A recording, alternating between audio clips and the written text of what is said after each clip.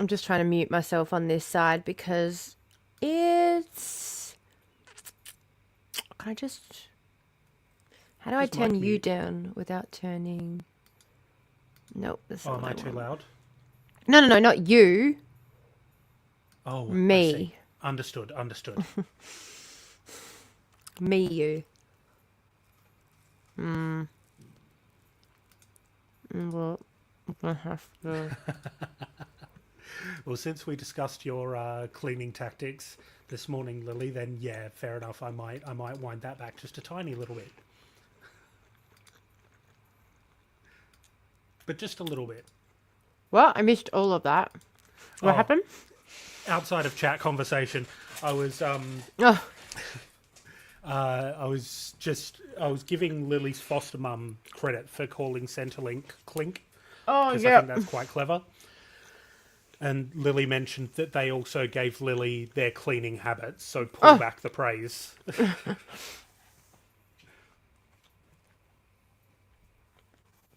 just a little. Throttle it just a little bit. Now, one of the reasons that Medibank was so like tightly fought, or should I say so hotly contested, was over how it was going to be funded. So eventually funding was secured through a 2.5% income levy. What is always frustrating, there's sort of there's a couple of different ways that the governments can accrue tax. Just to give a really short tax rundown, some of them are more even than others. So income levies are probably more even, it's sort of spread evenly across the population, more so than, say, goods and services tax. Goods Yep. and services taxes tend to be felt more by people who are in lower socioeconomic areas more than they are felt by people who are in the higher stratosphere of socioeconomic Yep. spheres. So the income levy was imposed to fund Medicare that was eventually decided on was 2.5%. It is always frustrating that the income levy seems to be the way that we decide to do these taxes when wealth tax is right there. But no one wants to touch that. Anyway,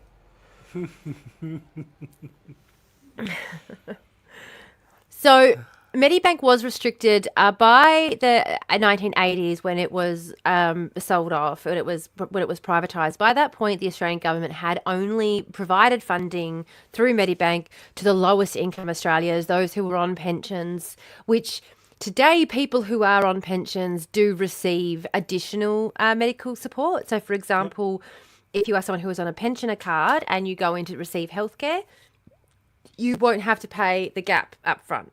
The gap will Yep. be, covered for you until by the government. So you don't have to wait for Medicare doesn't mean that you don't have to pay if there is a fee there, but the gap is sort of, you don't have to wait for the money to come back, which is handy to have.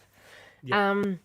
Not in all situations either. If you go private, then they have their own systems, but it just, within the public system, there are some benefits to it. But when Yep. Medibank was around, they were the only sort of people who were being covered, like pensioners, low income households. It was a very ramshackle system, and a lot of Australians were relying on private health insurance to cover their health needs.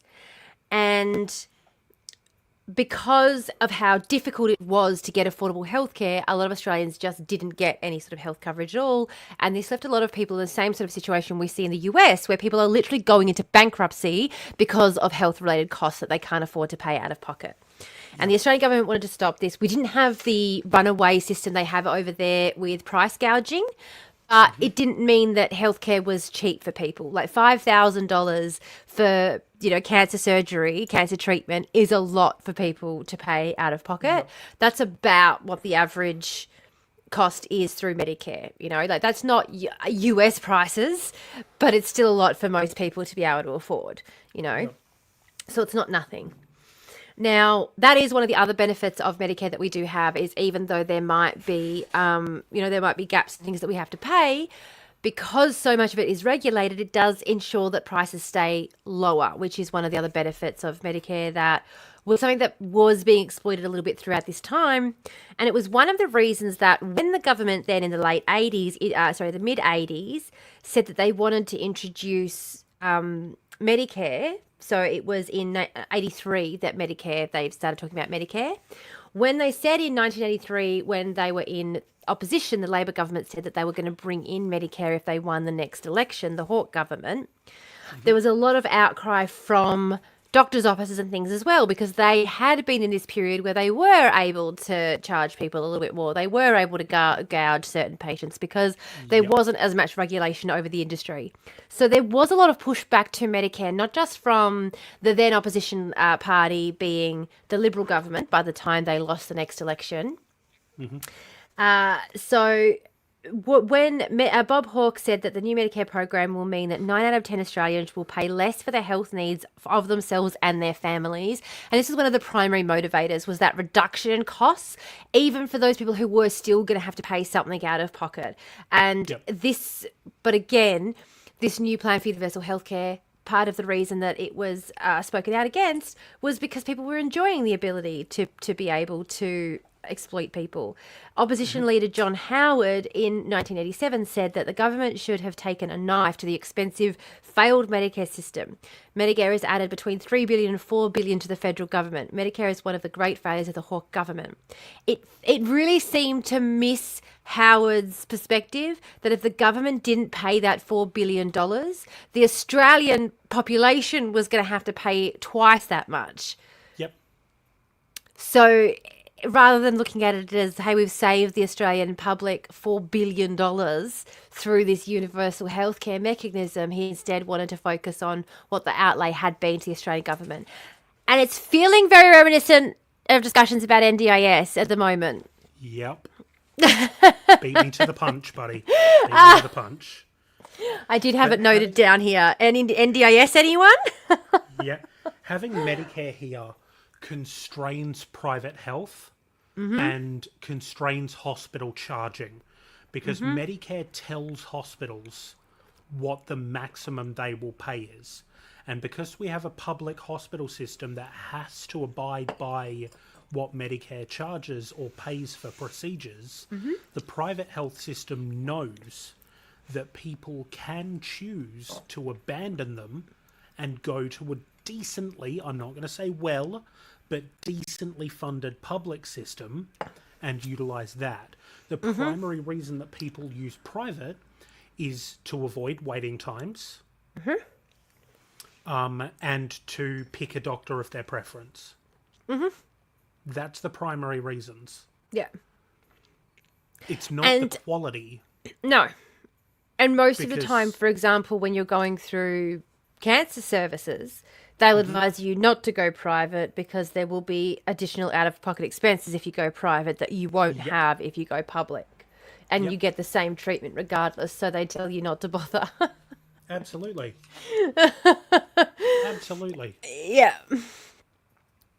It's just bizarre. And there are things like, there are some benefits that people might get with private health insurance. For example, there are things Medicare doesn't cover, like dental insurance, that might be worth people getting, particularly people who have like pre-existing conditions like diabetes, who are at, what's that for? On the dental insurance, big-ish. I've worked for a private health insurer, and dental insurance is not all it's cracked up to be, babes. They do not cover a lot of shit. I was going to say, for people with pre-existing conditions like diabetes, though, because again, I don't have dental insurance. I don't bother because I don't have a pre-existing condition. I go to see the dentist when I need to, pay it out of pocket. But the amount of money that, like, for example, my ex has had to pay since I've known him in dental, like what the insurance has paid out for his dental was more than the deposit for this house has been. Yeah, fair enough. Because for someone with a condition like diabetes that has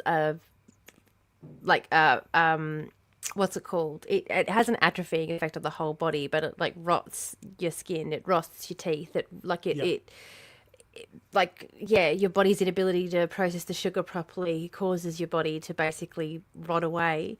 I remember our first weekend away, he cracked his tooth clean in half on a fork. And we had to go to the emergency dentist, and it was like $3,000. And I was like, holy fucking shit. He's like, it's all right, insurance will cover it. I was like, what? He's like, that's why I have dental insurance. This happens a lot. I was like, oh, God. Okay. No worries. That was our first weekend away. Why did I marry this person? I don't know. Dental debt. I thought that's what I want. Sign me up for some of that dental debt. That's what we need in our life. That's what we need. But certainly for people who are under 16 years of age, with there being no gap for medical cover for public health care in most cases, that there's like you get payments and medical payments towards additional services and things as well, even ancillary services nowadays, which I know it's not easy to access all the time, but specifically if you are regional or remote, there are issues within Medicare. Not saying there isn't. Definitely not saying there isn't. Yep. However, we are also talking to an international audience who is going to have a very different frame of reference, being True. they don't have any medical care. That is a fair and valid point. So, really hard to balance how shit our system is and how more shit everyone else has it. Yeah, look, I can't really argue with that.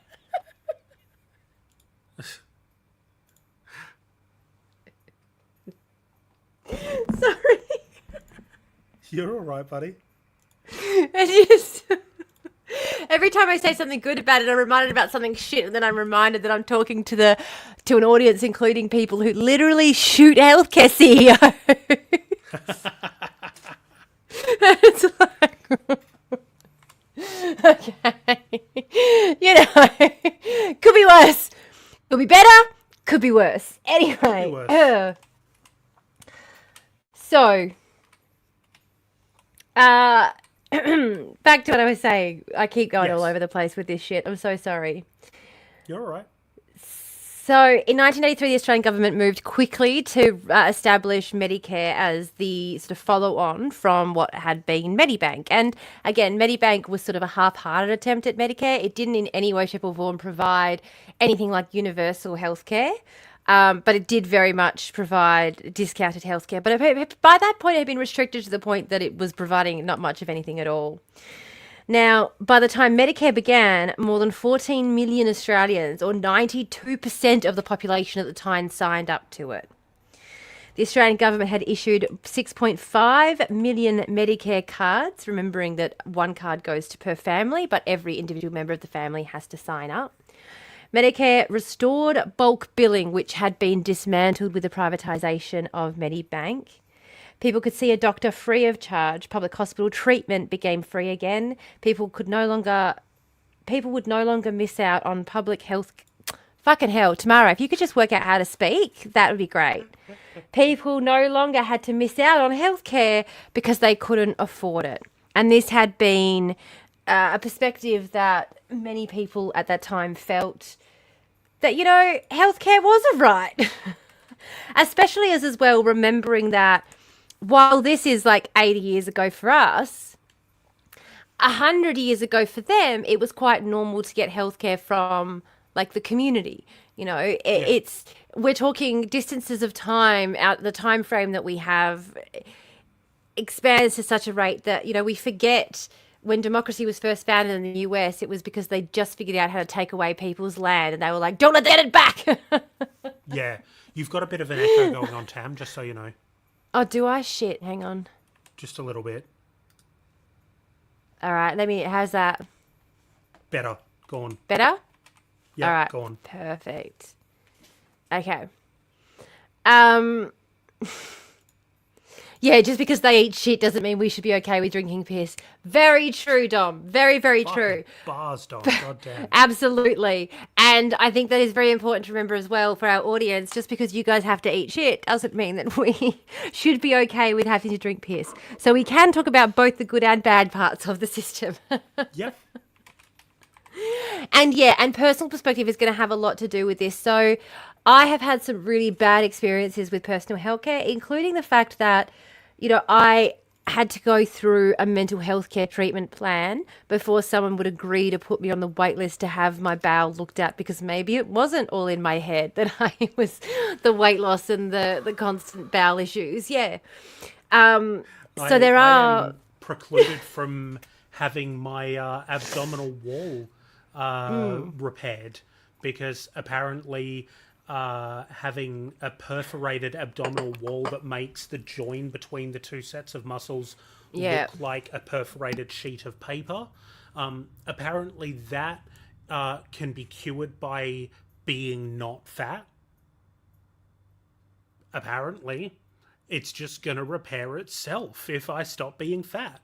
So my choice is either live with it or sign up to have half of your fucking stomach cut out. And you've got no choice either side of that because your joints don't work, so you can't exercise properly. I'm sorry, but in what universe is there a special is there a special gene or something or enzyme that people get when they stop being fat that magically cure? Can someone tell me why it was that when I lost all the weight I got the breast cancer then? Yeah, right? Because when I was fat I didn't have breast cancer. I lost all the weight, suddenly I've got breast cancer. I'm just saying. You're finding correlations, I'm finding correlations. Who's to say who's right? Yeah, exactly, man. Thinness causes breast cancer. Being fat causes stomach perforations. Yeah. Both are scientifically valid propositions. Yep, apparently.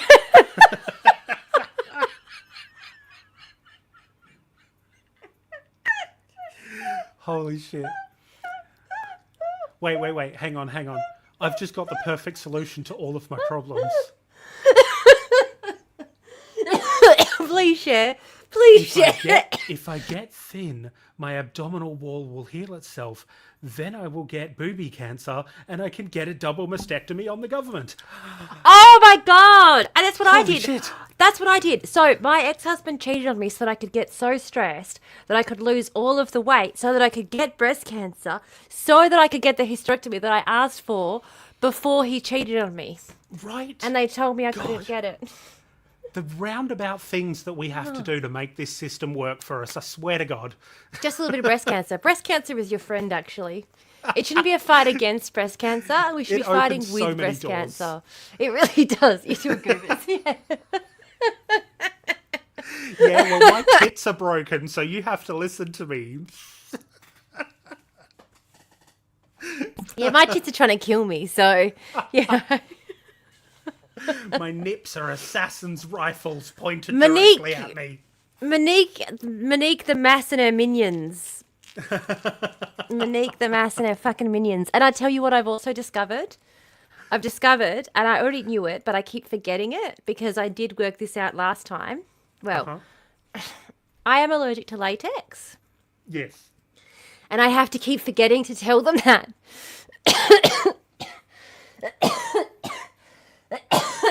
What do you mean you have to keep forgetting to tell them that? I have to remember. I have to stop forgetting.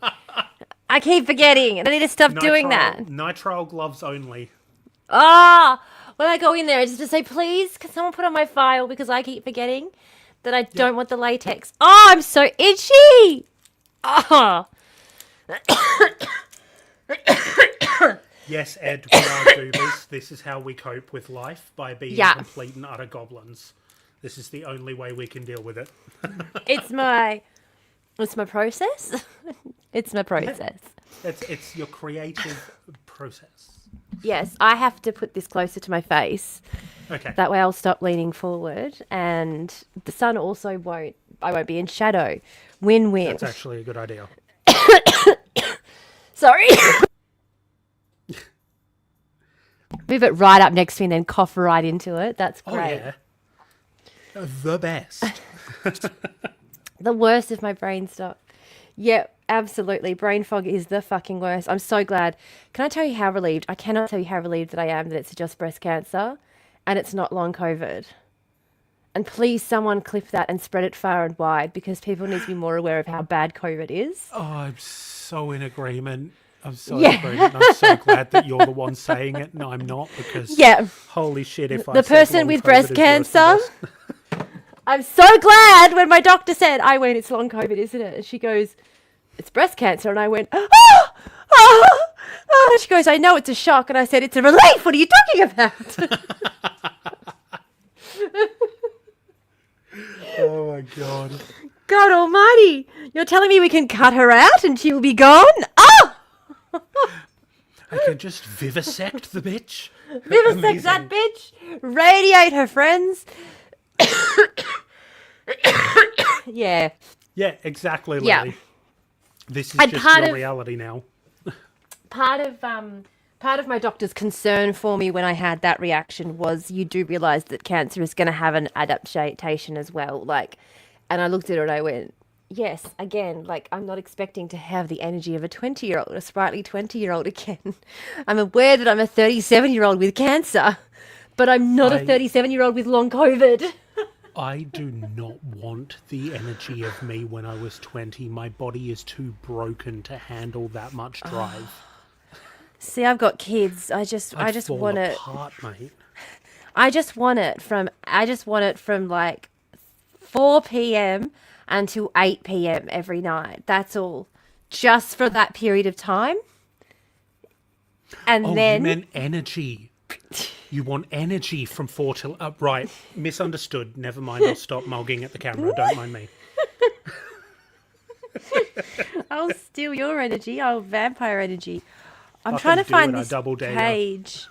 I'm trying to find this page that I wrote that's like literally halfway in this book now. But anyway, back to what I was saying about Medicare. Yeah. So, now, Medicare has paid over $488 billion in benefits since it was introduced in 1984, and these stats are as of 2023. So there's been more since then, no doubt. In its first financial year, it cut, oh my God, fuck this brain of mine. Cancer brain, fucking tell you what. In its first financial year, Medicare cost...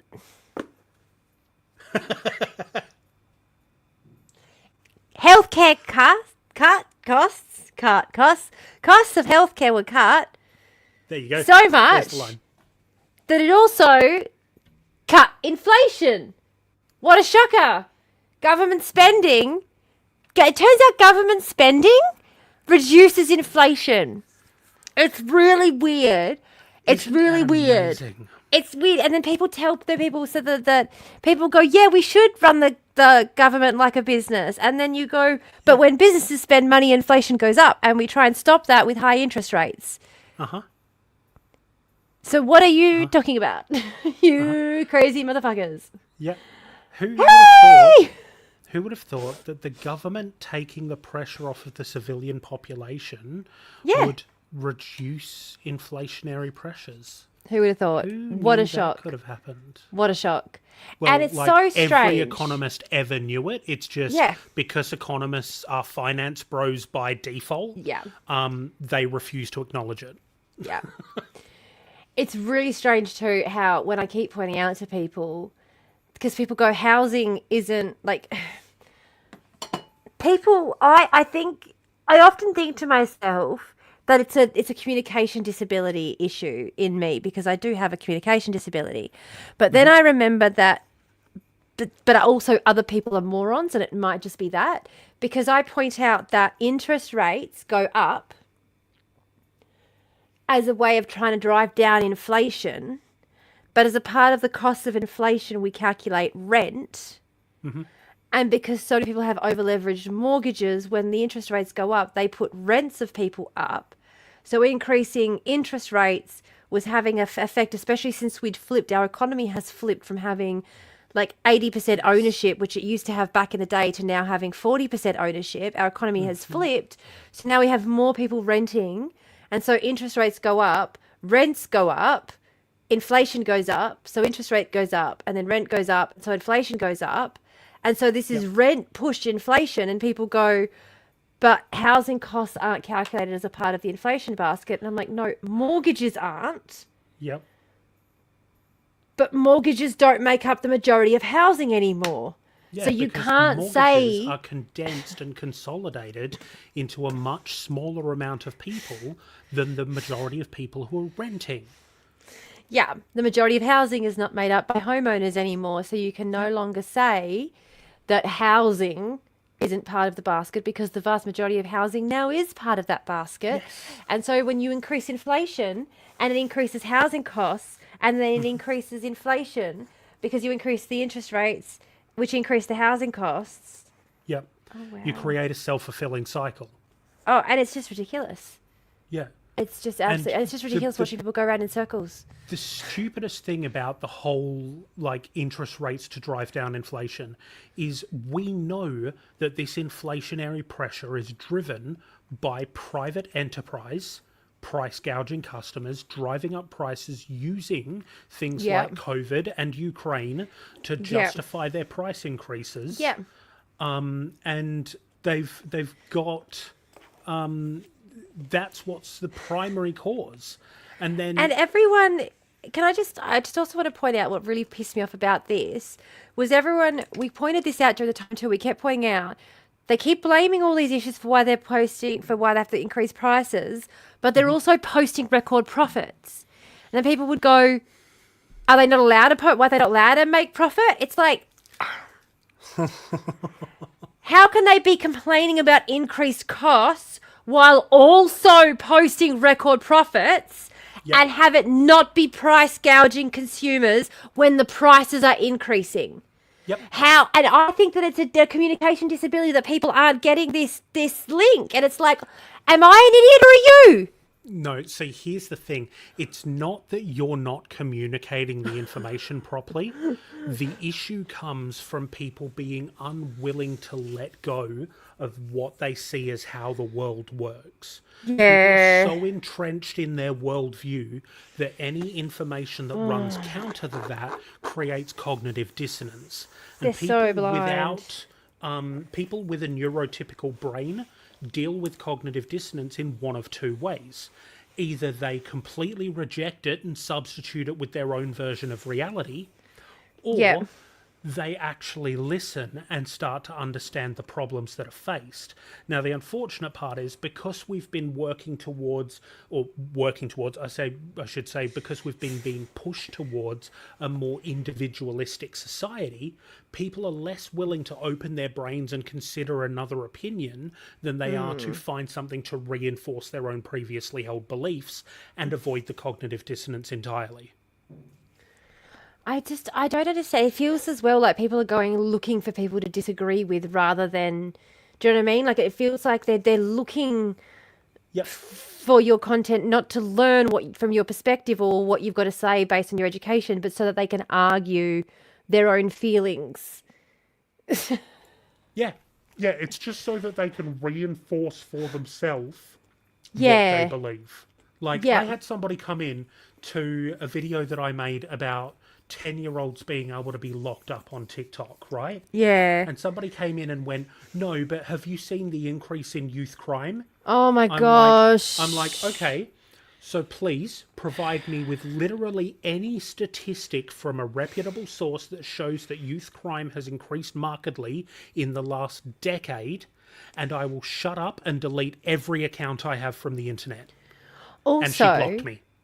I was going to say, also, even if there was a marked increase in youth crime, show me any evidence,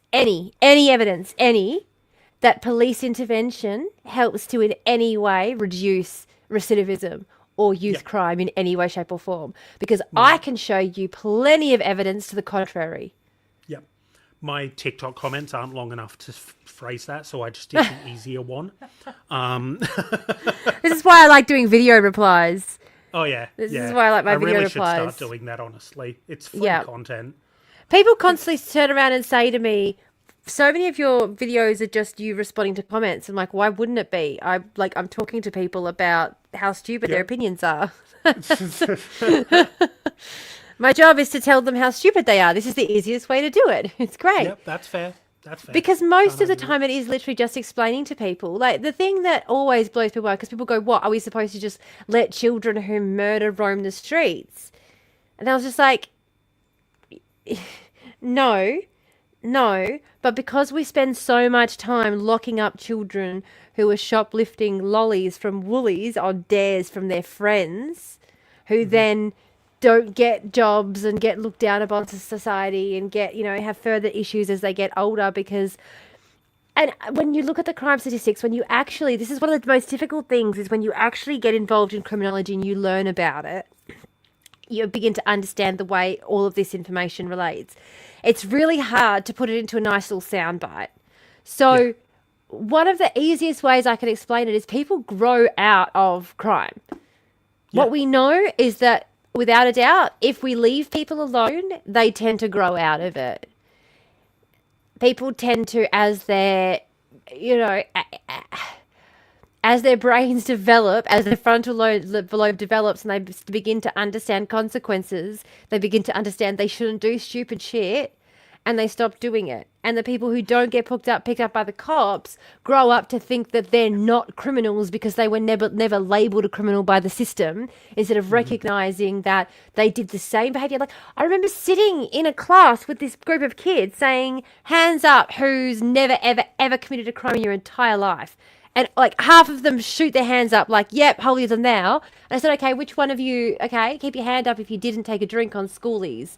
And all their hands went down. And I said, yeah, not a single fucking one of you was old enough to drink, but you all took a drink at schoolies, on public land, or at someone's house where you weren't supposed to be drinking. Not like none of, I guarantee you none of you gave a shit about the drinking laws and what those regulations were.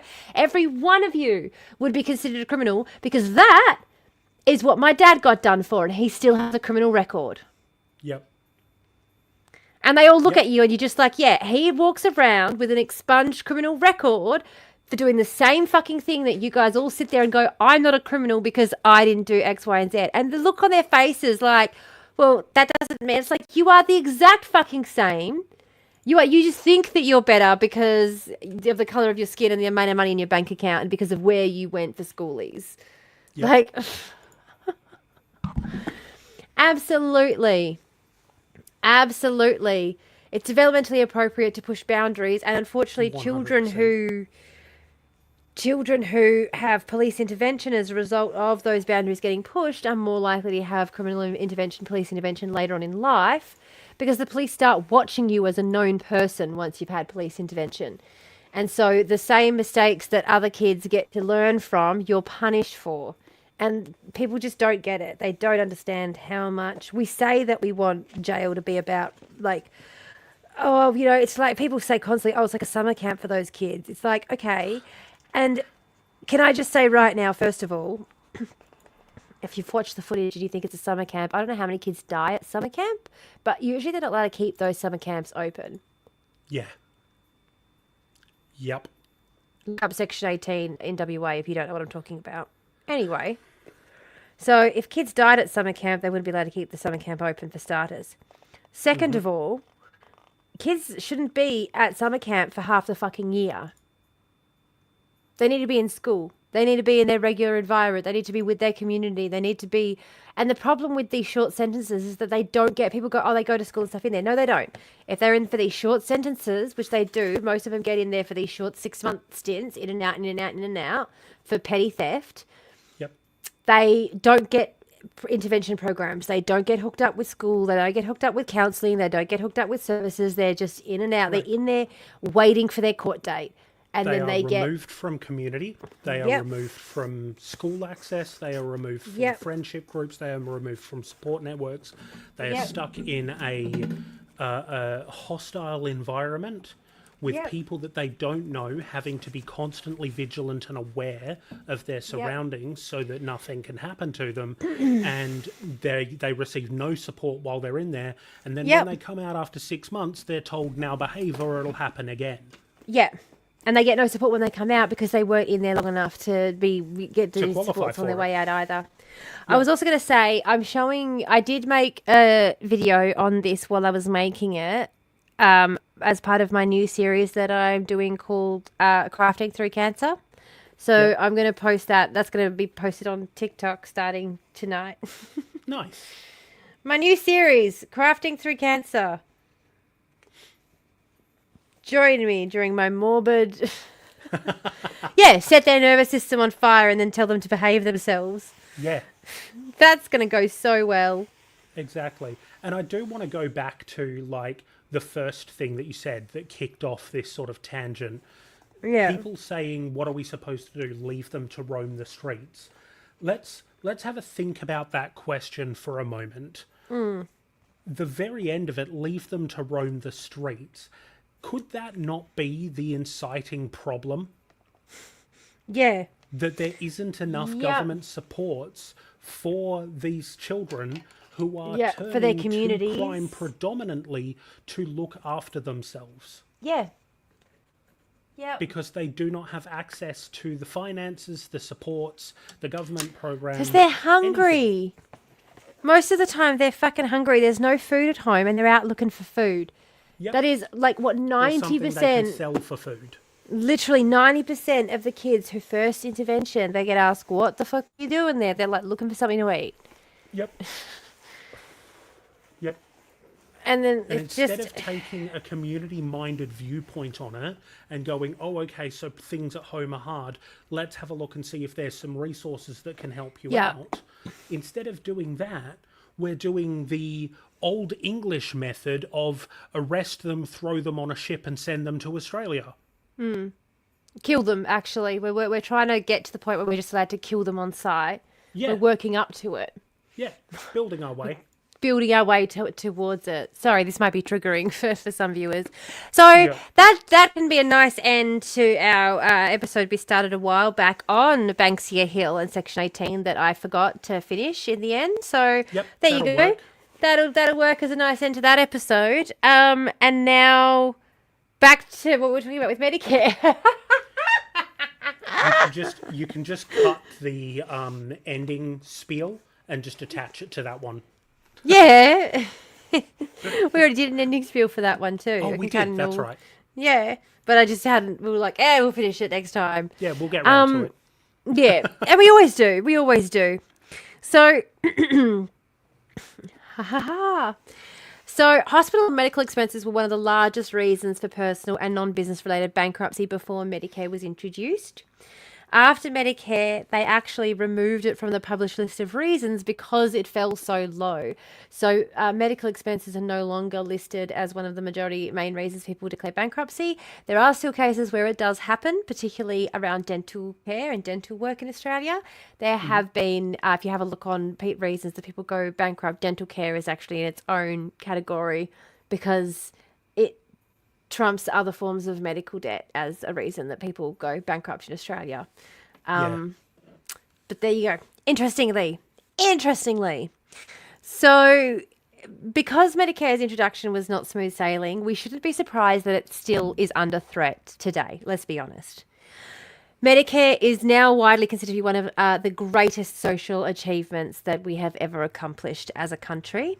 However, that doesn't mean there haven't been attempts to diminish its power within the country. For example, we know that copay contributions as well as the constant removal of certain procedures from Medicare is a constant ongoing process. About 10 years ago, pap smears were one of the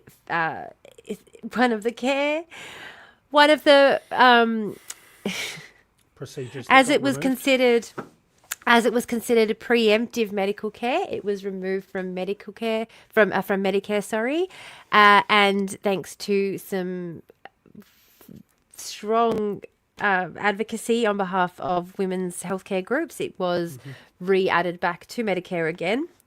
Unfortunately, this isn't always the case for other procedures that can be removed from Medicare with nary a whisper from the community if there isn't, enough of enough outcry.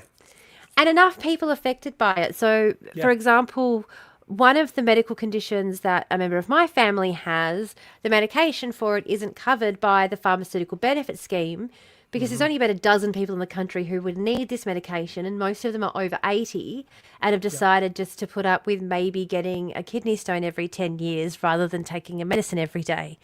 Now, my 8-year-old doesn't have that option. They're going to need this medication throughout their entire lives, and because it's not covered by the PBS, it would be extremely expensive out of pocket, as I would have to pay full price for the medication, as the label said, from the supplier based in America, and what they say is it's $130 or something from like 80 days worth. Yep. Now, I am also able to, like, use other means of managing their healthcare, so it's not all down to the medication. So, it's whatever. It's not as bad as people who, for example, have diabetes and it's life or death if they don't get access to their medication.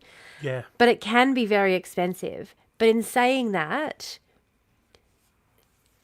the hospital make and supply our medication so that it's a hospital supply of medication so that they can still charge us the Medicare rebate rate of $7.60 for a prescription. Because our medical staff, and Medicare is so ingrained and so beloved by the medical staff and the medical system, they're often the ones who fight the hardest for the system. Yeah.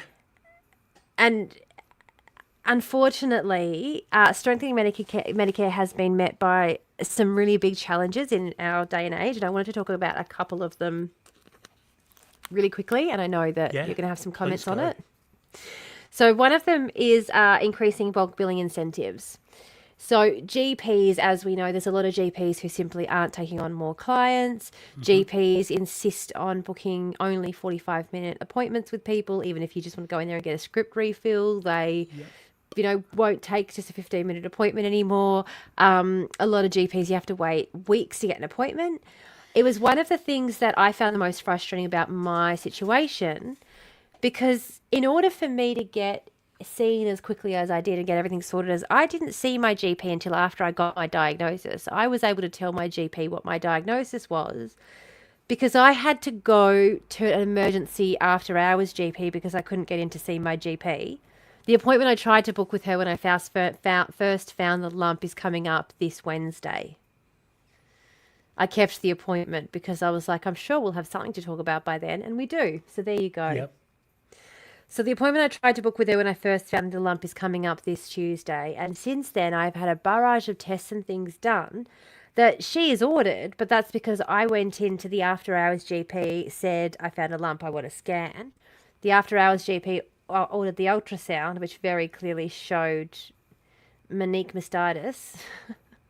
Not mastitis, sorry, I keep going. Maybe she's a mastitis, she's not. Monique the mass.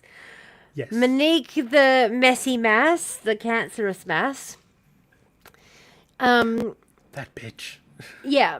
And then after she showed up and after we got the report saying that she had like tick, tick, tick, tick, tick, tick, all the little ticks that said she was cancerous, she was a carcinoma, that's when my GP called me and said, come in and see me for an emergency appointment. My GP made an appointment for me to go in and see her.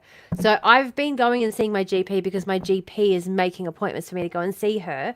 I can't go in online and book an appointment with her. I can't call up and book an appointment. She is booked out weeks, months in advance. And so it makes it really difficult because one of the things they keep talking about is GPs is so much difficult with access to GPs, but one of the other big issues that Medicare has, this leads on to the second issue, which is supporting a more team-based, multidisciplinary primary care approach, meaning that you can go to your GP who's able to send you out to specialists, and then you can come back to your GP to talk about your healthcare and, talk about all of the results and things and, still have your primary physician be your family GP. Yes. But in the year of our Lord 2025, asking someone who their GP is like asking where they park their fucking Cadillac. What the fuck are you talking about? I caught the bus here and then I had to walk half the way because they've stopped the bus from coming every 2 hours. Now it only comes 3 times a day. The last bus finishes at 1:30, so I had to walk the rest of the fucking way and I'm going to have to walk home after this. What are you fucking talking about? Yep. So, unfortunately, while we need to have a more team-based multidisciplinary primary care approach, especially because it's so difficult to get in and see specialists, and to be able to get updates on what the next step in our care would be, having a primary care physician is what you really need. You need someone who you can go back to, who can update you on your health and where you're at in the process. But we don't have that approach because we don't have the funding to support going and seeing the GP.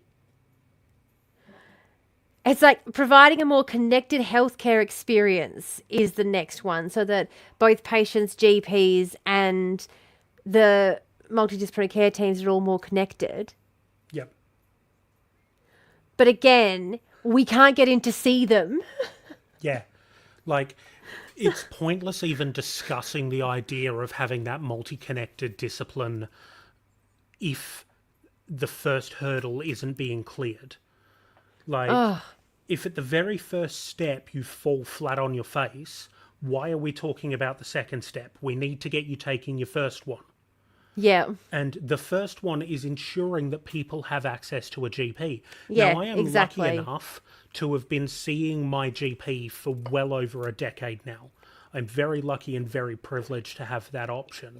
He knows me inside and out. He knows all of my health concerns. And he knows that if I come to him with a problem, he should take me seriously because I don't often come to him. Yeah.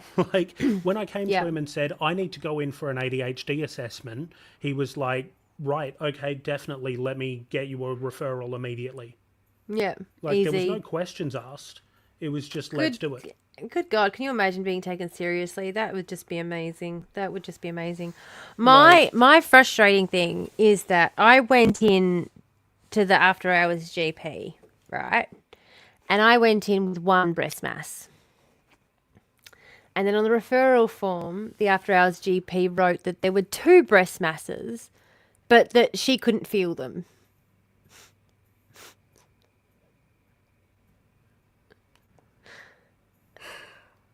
And I went, okay. And so then when I went in for the ultrasound, I was getting pushback about that. And then they saw it and they were like, oh no, we should stop with that. Then I had to go back in for another procedure and I got pushed back. And it was just like, I mean, don't get me wrong. The speed at which everything has happened has been great. But every single step of the way, it's like everyone kept asking why they had to do their job. Yeah. Just like, And it's because, I'll tell you why. It's because that very first written thing cast doubt upon the entire thing. yeah. And everybody reads Yeah. that first thing and now doubts it. Yeah. Yeah. And it's... Okay, so... I've told this story before, I'm pretty sure. Yeah. But about 12 years ago now, my appendix ruptured. Yeah. And it killed me. I literally... Died my on the heart operating stopped table. 2 times. Like, Yeah. once on the operating table, once a week later when my body went into septic shock. Yeah. But in the lead up to it, I was experiencing abdominal pain and constipation. And I went into the doctor and I talked to him about it. This wasn't my doctor at the time. This is a doctor Yeah. that I switched from to my doctor. Yeah. And I went into the doctor beforehand and I was like, look, this is what I'm experiencing. This is where the pain is located. This is what's going on. I need to know what's happening. And he went, oh, it's just constipation. You've probably pulled a muscle. Maybe try losing weight about it. 2 days later, I was in emergency being pushed to the top of the list because my bowel had ruptured and was leaking everything into my abdominal cavity. Yeah. I had a heart rate of 200 and an Yeah. internal body temperature of 41.8. Yeah. And I was being Yeah. rushed into surgery immediately. When I got out of hospital 4 months later, I booked an appointment with that doctor and took my hospital discharge files. Yeah. Just go see what happened. See, the day I was admitted was the day you told me. Yeah, 2 The days day after. after you told me I was being a And I suki put- suki lala. I put the discharge files on his desk and I said, read them. Yeah. And he sat there and he read them and I watched his face go white. Yeah. And I'm like, I am well within my rights to fucking sue you. Mm-hmm. But I'm not going to because I want this to be a learning lesson for you. Sometimes I wish we just did sue them though, because they shouldn't Yeah, be doctors. I wish I had. anymore. I'd be much better off now. And that's like, and you also just think you shouldn't be a doctor anymore. You know, Yeah, that's right. just. It doesn't seem like the profession for you, motherfucker. I did Like- report him. Yeah, Like I did report him to the I medical association. I reported the midwife who sexually assaulted me during an examination. Jesus fuck. Yeah. They But told me it. They told me that they didn't think they thought that sexual assault was too strong a term, and I said, "What do you call it if there's vaginal penetration without consent?" I mean, fucking I Christ alive. I don't know what else to call it. Yeah, no, you're calling it the right thing, mate. But yeah, I went in with the paperwork and I was like, this is something you need to be aware of. You need to start taking your patients more seriously. And if Yeah. you ever look at an overweight patient again and say maybe try losing weight about it, I hope you look in the mirror and just punch yourself right in the fucking face as Yeah. hard as you Yeah. can. Absolutely. Because that attitude will kill people. Yeah. Yeah. And That's a like, good one, Zab. Yep. Doctors without empathy. Absolutely. absolutely. But that leads into like the bigger point that I was trying to make with going on that tangent. I apologize. Yeah. Kind of went No, off no, a little you're bit. good. Tangents work. The bigger point that I was trying to make was even when you can get in to see a doctor, Yeah. if there is anything visually that they can look at and go, that's the cause of all of your problems, you're not getting assistance anyway. This is what frustrates me. I say constantly, if I could diagnose it by looking in the mirror, why would I be in here? I can also read for 8 years straight, especially if all I'm doing is reading about my symptoms and my life and changing things and testing things on me. I can work out what's wrong with me. I need you to organize the blood tests because turns out I may also not just have Crohn's, I may actually be celiacs, which you can test with a simple blood test. Yep. But I had to prove that I wasn't just having constant bowel pain from anxiety first, Yeah. even though they can diagnose celiacs with a simple blood With a blood test. test. Yeah. Yeah. It's ridiculous. Man. Ah. And when I went in and saw the bowel cancer specialist, sorry, the bowel specialist, the endoscopy clinic, I said to her, yeah, a couple of things I noticed were triggering it, and I told her, and I said, and one of them is honey, and she said, honey, and I said, well, I'm assuming it's honey because it only happens late at night when I've had tea, and the only thing I have in my tea is like flavored water with honey in it. The only thing I can think of is honey. And she's like, yeah, okay, rightio, honey, interesting.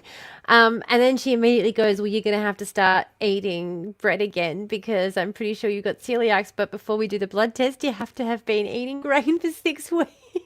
Yep. So it's usually like we say to GPs, why didn't you fucking test for this? I'm like, why didn't she? And the doctor's like, I don't know.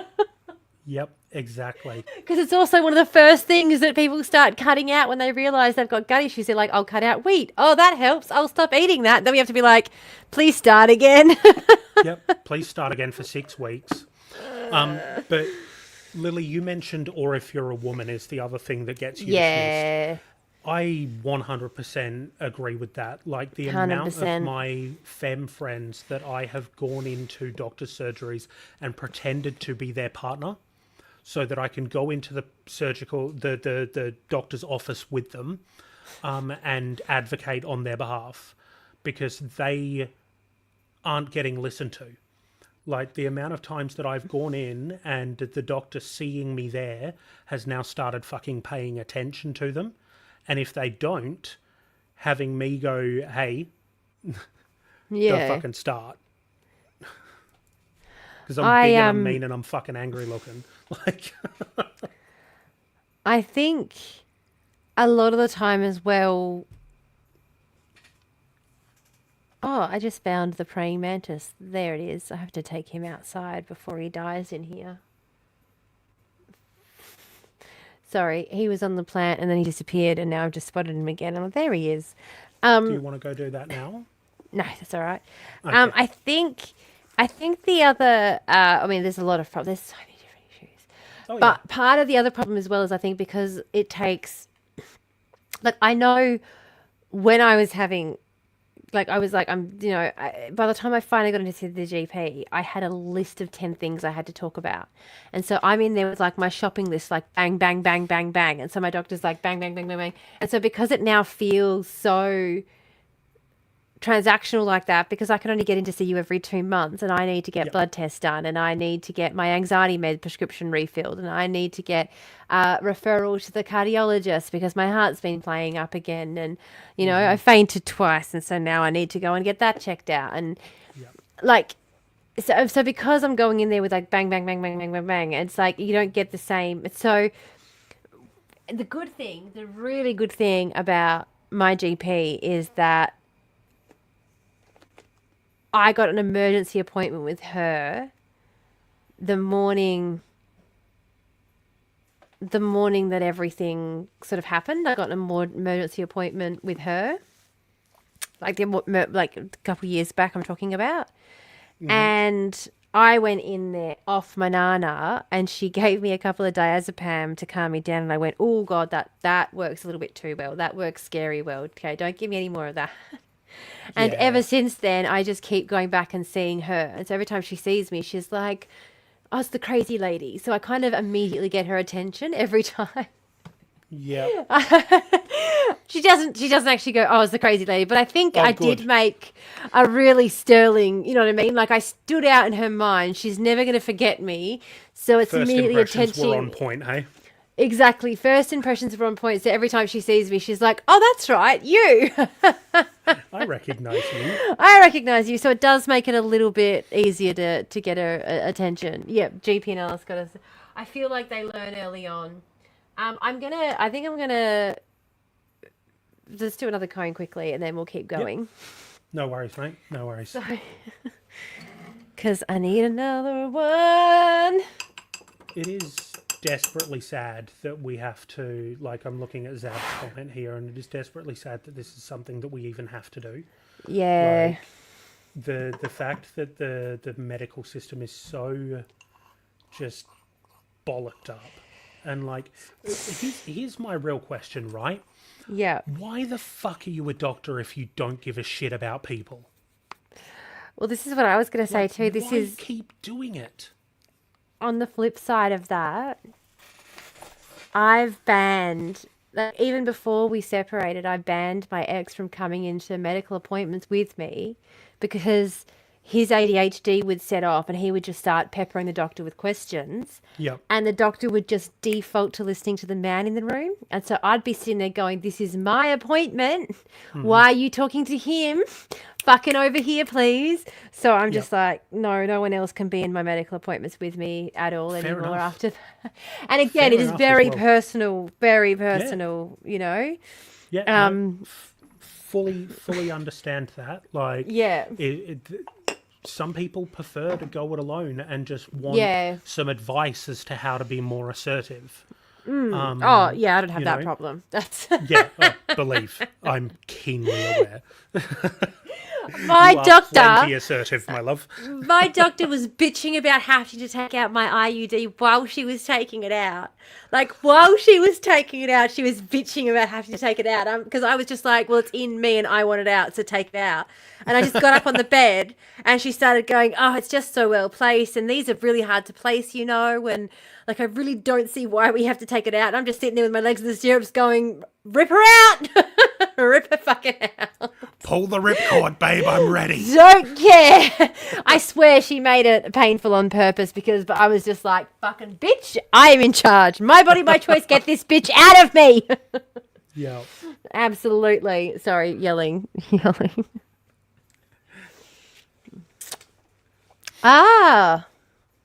Yeah, before that, it was rare that a medicine person was called a doctor. I did actually know that the term doctor was first bestowed upon, like, the doctor of philosophy and a doctor of law and a doctor of, like, the real... Yes, those of the learned. Yeah, the learned doctors were the first doctors. They were the real doctors. And a medical doctor, MD, was an honorary title.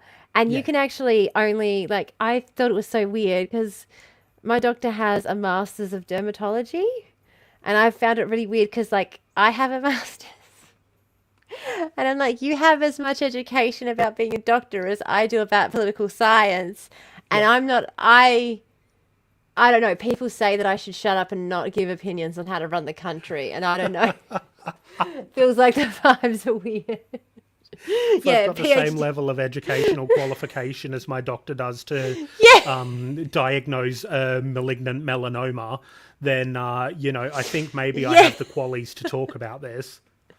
I can identify malignancy in government the way my doctor can identify malignancy in the skin, bitches. Oh, buzz. And this is what I say to people about this podcast when I explain this podcast. I'm like, you've got me, a random himbo with blue hair, tattoos and piercings, speaking to someone who has a fucking master's in political science, and for some reason, they listen to the things that I say every now and then. It's really weird, and I don't know why this is happening to me, but it is, and I'm enjoying it. The thing is, I feel woefully, like, whenever it comes to politics, people are like, what is this and what is this? This is like, I don't know. Your guess is as good as mine at this point. Like, shit is so fucked out there. Have you not been paying attention? Shit is so fucked. Like, honestly. But when it comes to legal theory, I'm like, oh, that I can explain, because legal theory is all about what happened already. So that I can explain. But when you're talking about modern day politics, I'm like, ask me in 10 years about, like, ask me in 2035 and I'll tell you all about it. Yeah, I'll tell you everything you need to know. Yeah. Whereas me, I have a horrifying case of future sight for politics. I have a horrifying case of I can see the future. And also Cassandra disease. Yeah. I'm not going to lie, no one fucking listens. I'm not going to lie. That is, I found the clip the other night because I was looking for it actually for the podcast. We were talking about it when I was talking about when Biden announced he was going to run in 2020. And I said, no, like before he announced, and I said, no, I can tell he's going to announce. I'm so annoyed because if Biden announces, he's just guaranteed Trump is going to win in 2024. If Biden announces it's going to guarantee a Trump presidency, please don't. He's going to, I know he is, but please don't. And he announced, and I was like, fuck off.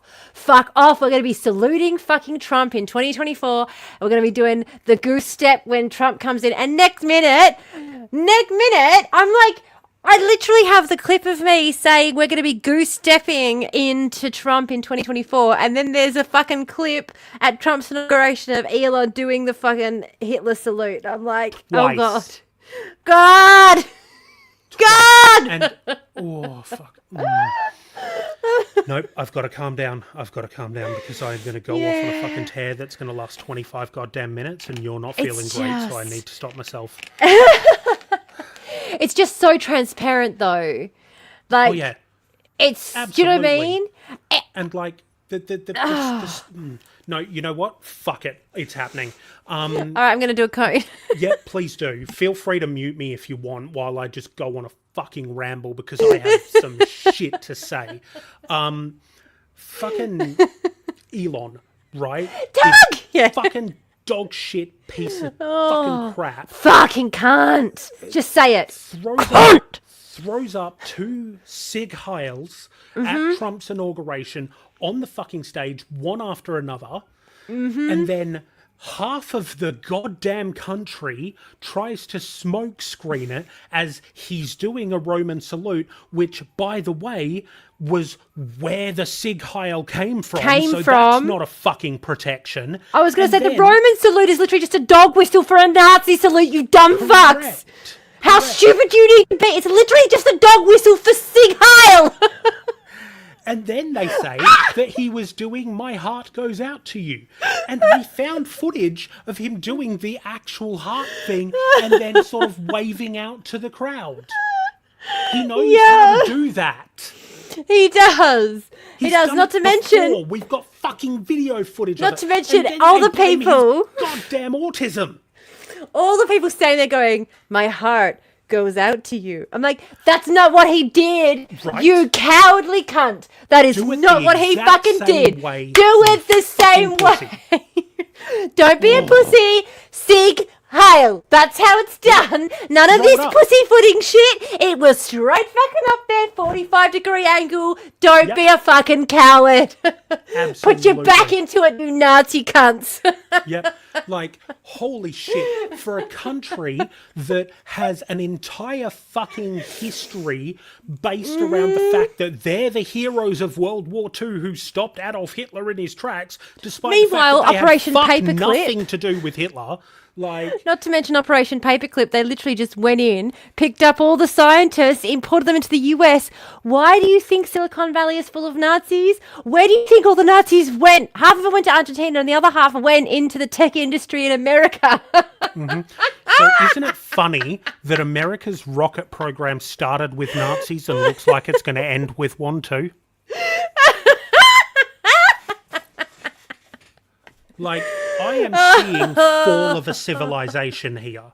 Like, I am genuinely seeing the fall of a civilization. Oh, absolutely. Because the worst part is as well, as soon as he started talking about education during his campaign, Yep. I just started saying to everybody, remember how, and this is before, like the US isn't at all, but Germany was before World War III, before Hitler took power, before the 1930s. In the 1920s, Germany had the best education system in the world. They were second to none.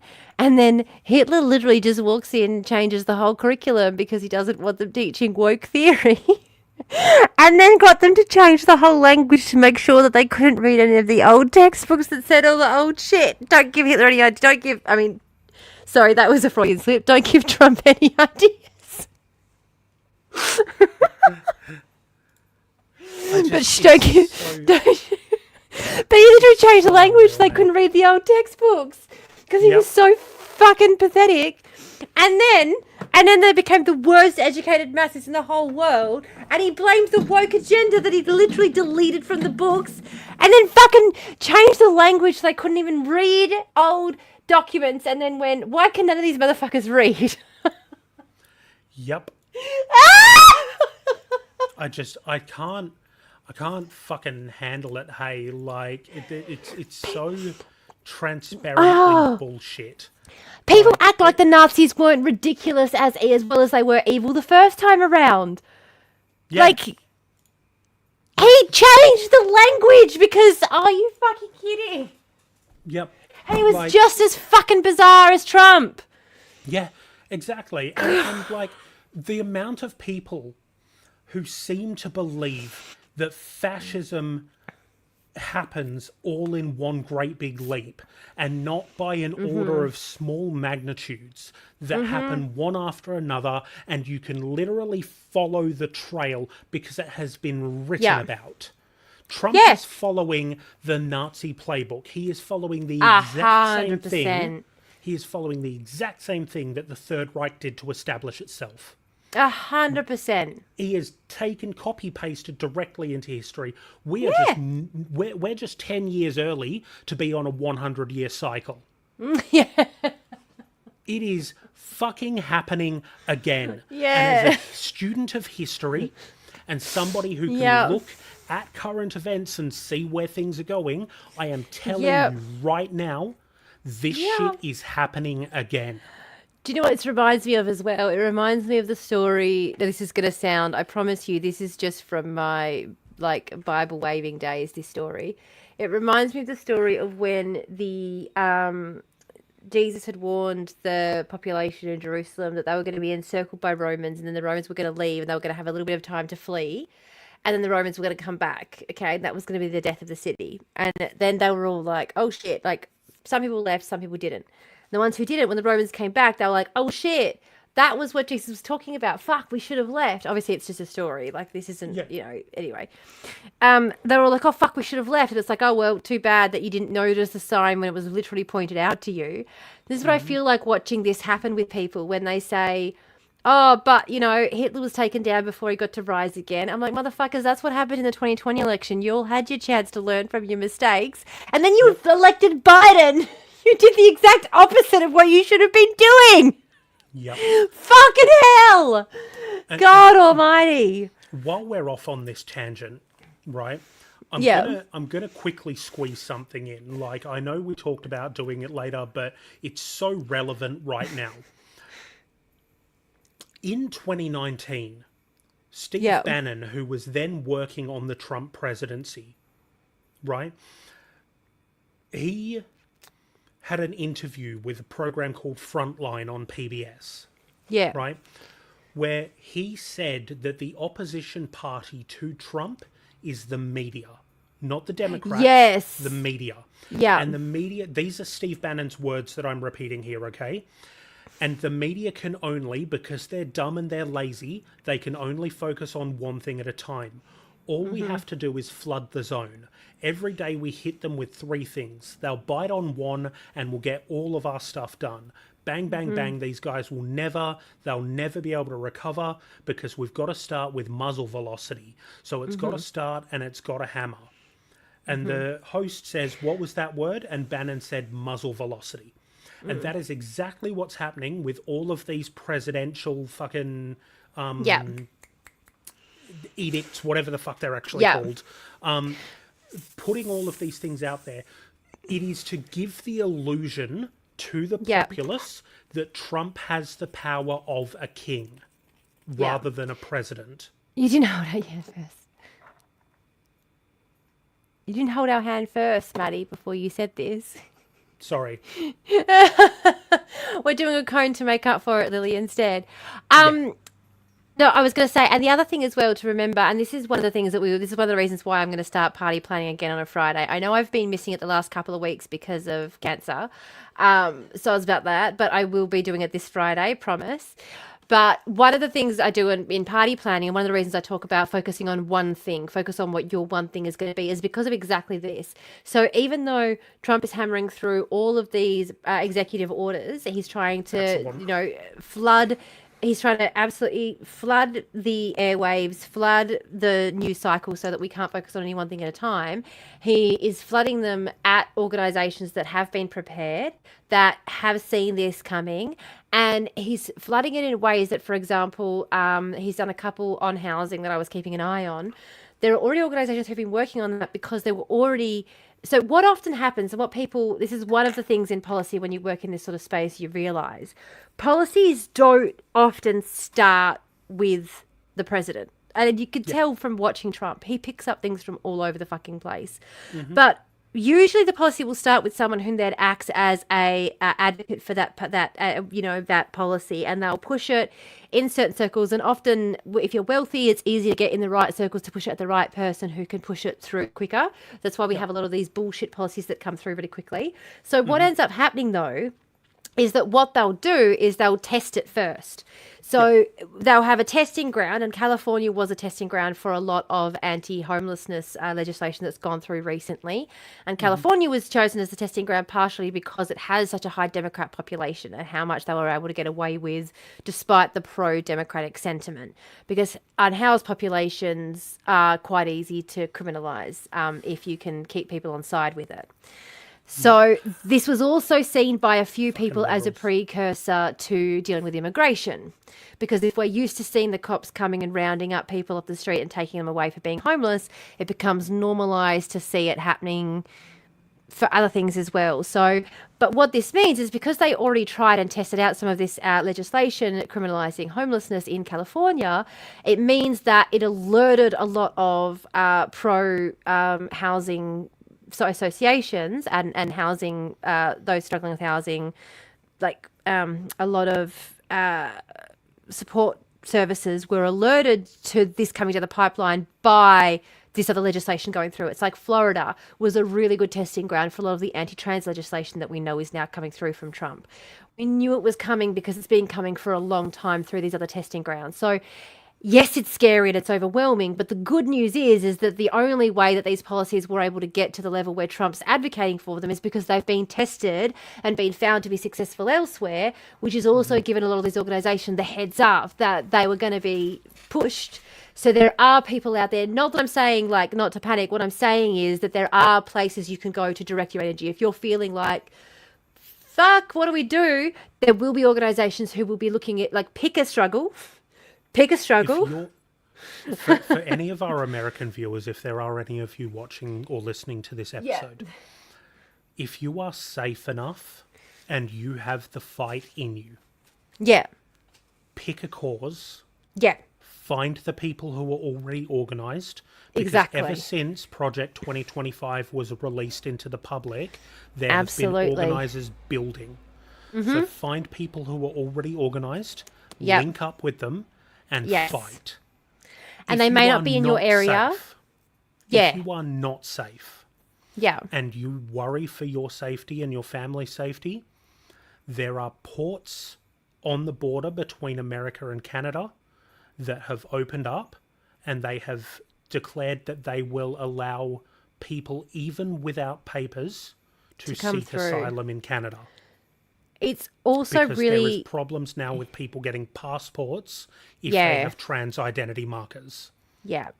It's also important to remember, because it's obviously not just, there are a lot of different groups that are affected, and some are going to be more affected by others.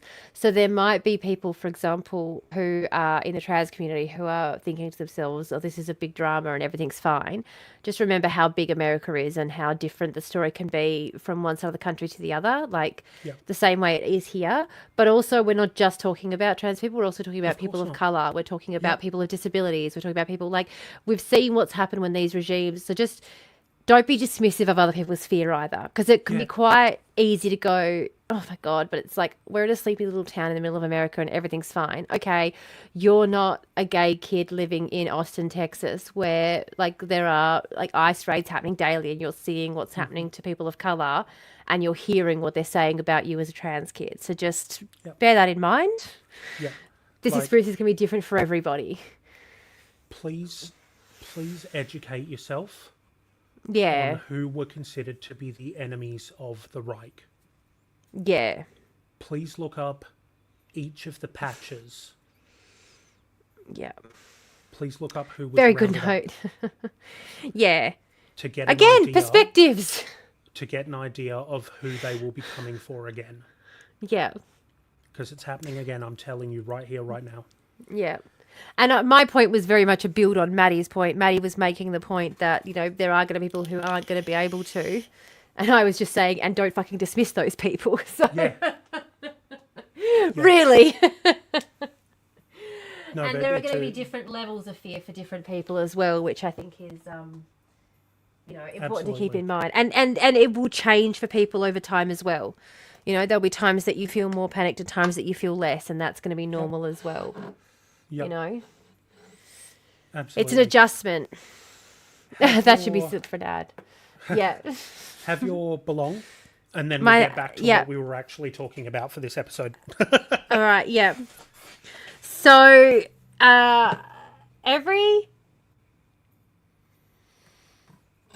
this needs to happen first. Yeah. But you know what? If someone could just clip that for me, if anyone wants to clip anything at all, and even if you Yeah, just want to please do. publish it on your own shit and just tag me in it and I'll repost it. Like on Tag TikTok. us in it. Yeah. If anyone wants to steal my content and repost it and just Yep. like post it Please all over the shit. go ahead. Go for it. Post it. Especially, Just tag us. especially if you're somewhere that makes money from posting, because we don't. So get that Correct. back. Yeah. Post them clips. By all means, Get that money. Get that You're welcome. back. Get that back. We're funny and we know it. We should get paid, but we won't. So someone may as well. Yeah. TikTok Anywho. won't pay us. Twitch hardly pays us. Yeah. Hey, The Ko-fi's Twitch pays us there, about but- $7 a month, which is Oh, about what Ko-fi fucking pays thrilling. us. The Thrilling! coach is there, but everyone that's in our fan base is as broke as we are, so you know we're not holding anything over you guys. But It's if just you if do anybody have else $3 pops a in, month, I if do you happen like be to. listening and you've got a spare $3 Australian a month, so if you're overseas and you have a better exchange rate, then bud, seriously, Don't throw mention like the a exchange rate at the $1.20. moment, Maddie. You'll trigger the Americans.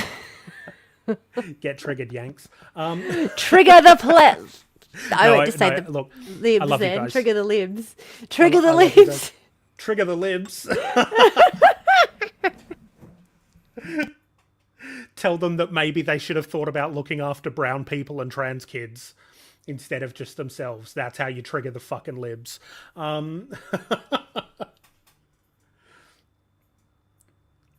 You're hoping to get a new phone at the same time as coming over, so you'll learn then? Yep, dope. Sounds good. But yeah, Tugs, we're making so much money. So much money.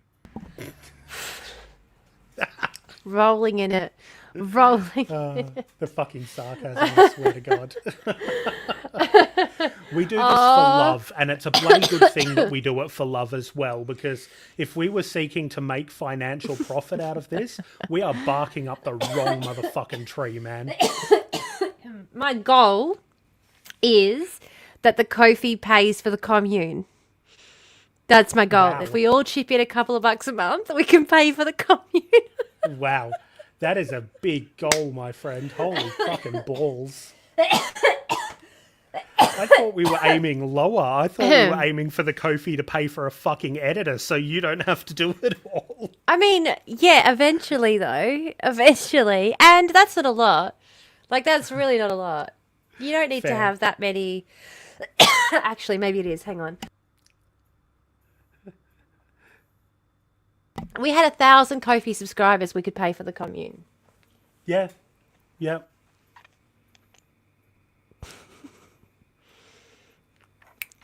Thinking big picture. The link pops up in chat pretty often. Hey? I was just saying the link pops up in chat pretty often.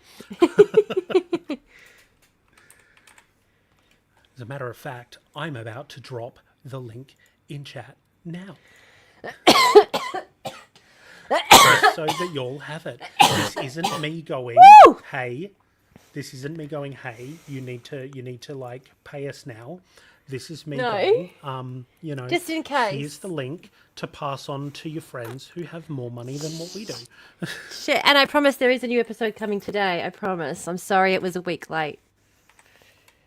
I promise. Now that I have cancer, I'm going to be using it as an excuse every time I'm late from now on. That's what I promise. Yeah. Ooh.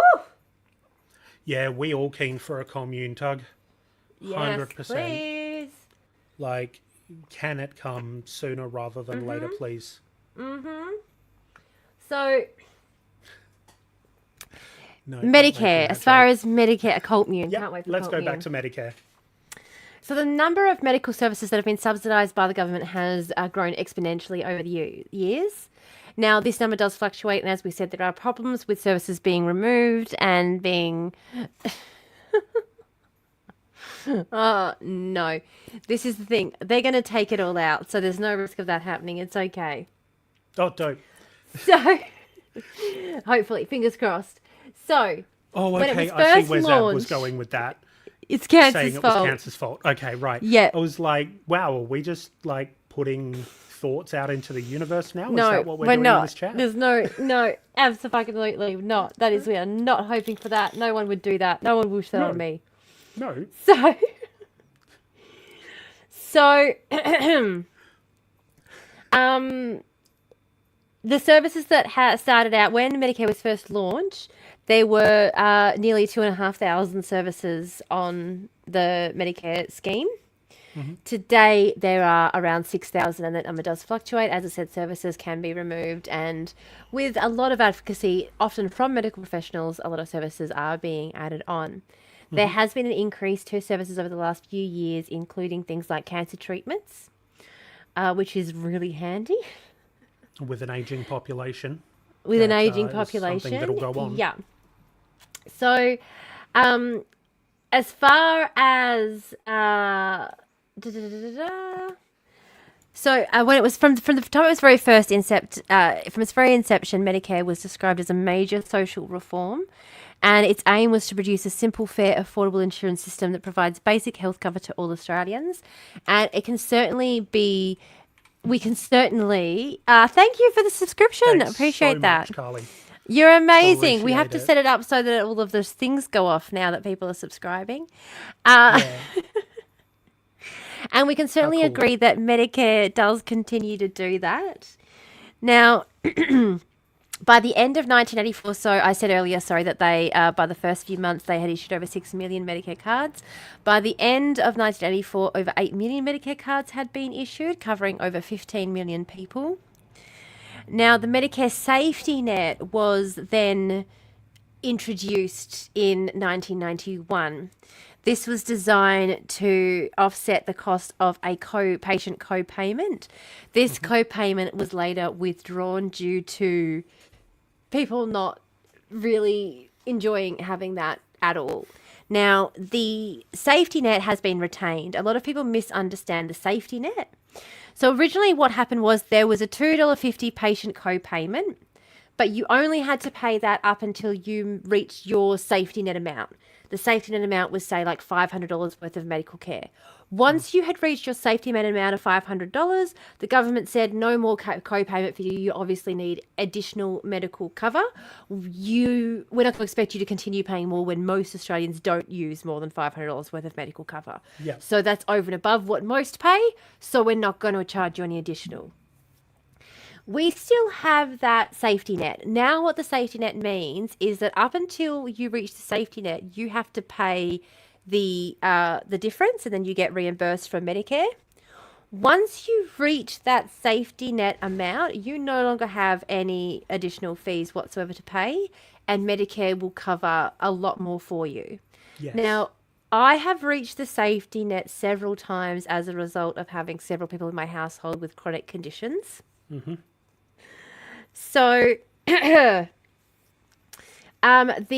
Medicare safety net only applies to gap costs incurred by individuals and not by families.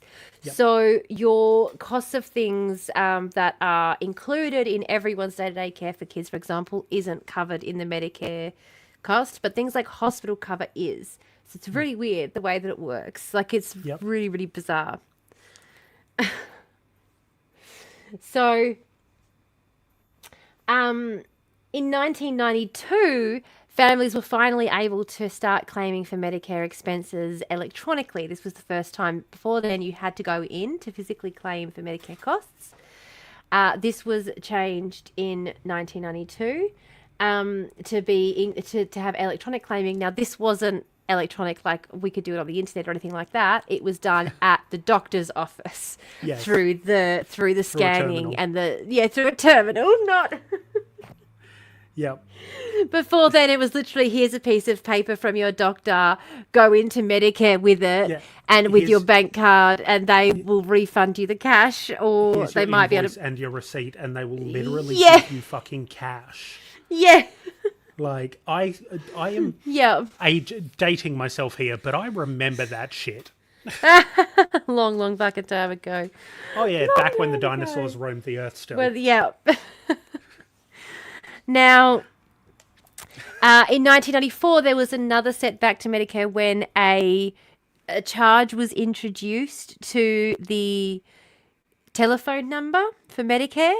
So a free of charge hotline was introduced for Medicare that allowed people to talk to financial information service officers about options for savings, investment, and related arrangements. A local call charge was introduced for this number that was then removed. 40 years later, this number remains active 24 hours a day, 7 days a week. So the phone number for anyone who needs it, this free of charge hotline that allows people to talk to a financial information services officer, is 132011. In case you want to use it, because that's still available apparently. Still something that's on the books. It's still something over the books. Yes, exactly. So, some other interesting bits and pieces, changes that Medicare has gone through as well. In 1996, the immunisation register was introduced, which improved the rate of age-appropriate immunisations by, first of all, advising parents when the immunisations should be issued for children, updating them, reminding them when immunisations were due to be issued by the medical practitioners, and by informing parents about any updates to the vaccine schedules directly rather than relying on family GPs to do it. One of the things that becomes clear throughout Medicare's history is that the more information that's given directly to patients, the less pressure it puts on medical practitioners directly. However, it seems that the government just finds new ways to put more pressure on them. I don't know. It's really bizarre. Yep. So children under the age of 7 who are vaccinated have their details recorded on the immunisation register, And these are available to both the immunisation providers as well as each child's parent or guardian.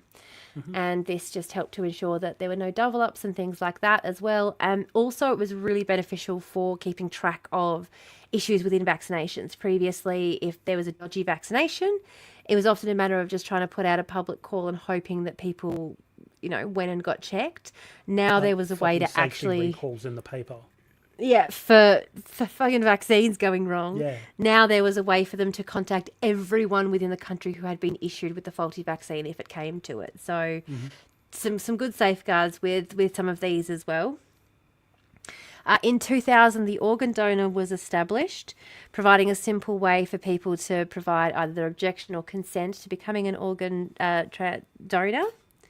The register becomes a consent register in 2005, meaning that before that it was your intention to donate, but consent still either had to be sought from the family afterwards. Like it's legally it did not mean anything. It was just, hey, so you're aware your family member intended to donate their organs. Yeah, now it is also now it is also a register of consent, meaning that if they can't contact your family, the medical professionals can take that as consent to you becoming a donor. Something people need to be aware of, though, when becoming an organ donor is that if there is a dispute between your family and the medical team after your death, your consent can be waived if your family withdraw consent, because the consent of the living person is deemed as being Supersedes yours a little bit. So somehow. It's really important. Yeah, it's really important to make sure the people in your life are also aware of your intention, because if they are aware of your intention, they can't fight it. If they can say, well, yeah, I was aware of Tamara's intention to donate her organs, but I still don't agree with it because of my religion, then they'll be like, you knew of her intention, she gave us her consent, no, like, we're going to honour her wishes and have her be an organ donor. But if you can't prove that your family knew about it, your intention, then it becomes more difficult. Like, your consent can be fought by them. So it's really important to have those conversations with your family and make sure that they are aware, and also just make sure they're comfortable with it so that they don't have a shock when you die. That, all your organs are going to be harvested. All of my family and everyone I know that I am an organ donor, and that if any of them try to fight it, I am coming back to fucking haunt them every time they go for a piss. Yeah. I probably won't have the option anymore because they're going to irradiate my organs. I don't think they're going to be wanted anymore after that. Yep. Well, I did sign up to be an organ donor. Still fucking works. Yeah. When I carve it, it's obviously good, so you might as well give it to someone. Absolutely. Well, I am registered as an organ donor, but I just have a feeling radiation is one of those things. They go, nah, we don't really want your irradiated pancreas anymore, love. Thanks anyway. I have a book that is my care director that goes over everything. They sent me home with one as well. I've got to go through. It was really funny though, because they didn't expect me to already have made most of my end of life decisions, but being raised in a cult that refused medical interventions, we had to have an advanced healthcare directive on us in order to have our religious wishes honoured. So I had to go all through all of this as like a 10-year-old. Like, I had to make end-of-life decisions, and it was just a matter of rote. Like, it was really just very normalised to me that people have to make these kinds of decisions about what they want done to their body when they die from a very young age. Yep. Not to make this darker, but I had made my decisions by my mid-20s because I wasn't planning to get past 30. That's probably a bit darker than cult, gotta be honest. Yeah. Yeah. But, like, that's a thing that I've decided on as well, made my choices very early. Because, it was more important to me that the choices were made than it was left to somebody else to decide what happens. Same. Tags, same. Can't give blood anymore. That was a letdown. Haven't been able to give it since 2023. Lily, my father has made very clear his intentions to be used by science when he goes. My mother objects to it constantly. She's constantly jumping up and down about, no, I refuse, I refuse. I mean, and so now he's if you knew what med students do with cadavers, you might refuse too. Oh, he doesn't give a shit. He's determined to outlive her just so that the med students can have their way with him. He's absolutely determined. He's like, this is the hill I'm going to die on, literally. I'm like, okay, great. No problems. I've heard stories of med students in America, not in Australia, Yeah. finding someone's fucking genitals in their purse as they go to walk out of the lab. God almighty. Yeah. No, no. No, no. Yeah. No, no. So, like, I mean, this is where I'm you're like, dead. if you knew what med students do with cadavers, Yeah. I've heard But hey, stories, if- and this is the thing. My mum loves to pull out horror stories to try and throw my dad off, and my dad's just like, "What do I care? I'm dead." Like, yeah, he true. does not. And you know what? If my junk can give someone one last shock and or laugh after I'm gone, that's a pretty Yeah. good legacy to leave. I got to be honest. I've met some people with some junk that I can imagine being like, "Let me just cut that off and put it in my purse because I got to show someone at home, and cameras don't exist yet." Like, yeah. Cameras exist now, so less need to just chop it off. But just saying, I went out drinking with a friend of mine, and we were sitting next to this guy, and this other, like, we were sitting here chatting with this guy, just having a good old chat with him, no problem whatsoever. Like, I knew him from work. And this other random guy in the bar turns around and goes, "Mate, you've just got the biggest dick I've ever seen in my life." And we lose it laughing because we're just like, who says that? And then Dylan turns around and goes, "Nah, mate, that's just one nut." So then I fucking lose it laughing. But here's the funniest bit. I'm telling this story later to Charlie out the back when he's emptying the rubbish. He's the bar boy. So I'm saying, "Charlie, I'm sitting down with Dylan," and this guy comes up. This nobody comes up and just goes, "Mate, you've got a huge fucking dick." And Charlie, before I can get another word out, Charlie goes, "No, that's just one nut." And I went, "Are you fucking kidding?" And he goes, "Yeah, nah, that's one fucking nut." I said, "There's not one fucking nut." And then Marco comes out and goes, "What are you talking about?" Charlie goes, "Dylan's massive nut." And Marco goes, "Oh, yeah, did you show her the picture yet?" I said, "What picture?" He goes, "The picture. It's as big as Steve's head." I was like, "What the fuck?"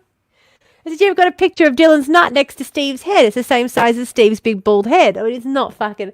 Steve was a big moldy what do you call it? He was a big moldy, what do they call them? The guy at the front door? Yeah.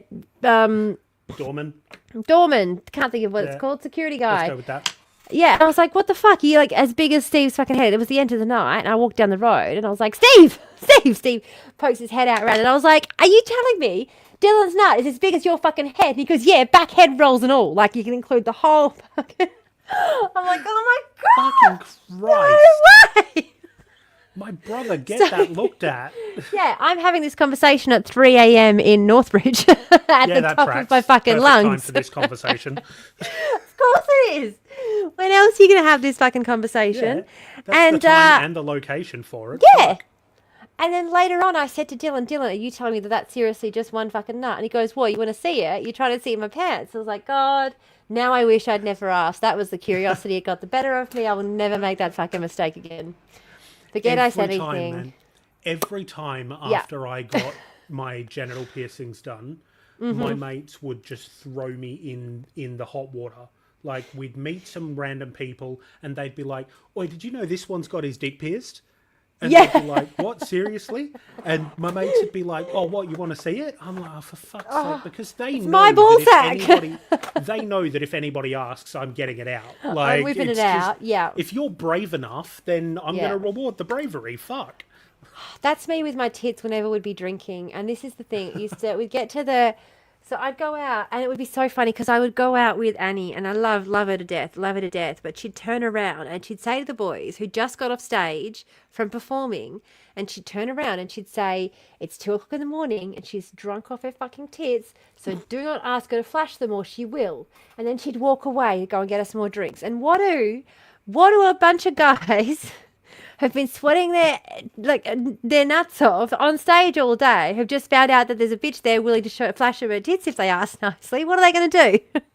Yeah, they're going to Turn around and go, "Are you really going to flash us your tits if we ask?" And I went, "Yeah." Every time. All right. Somebody clip that. Somebody clip that, please.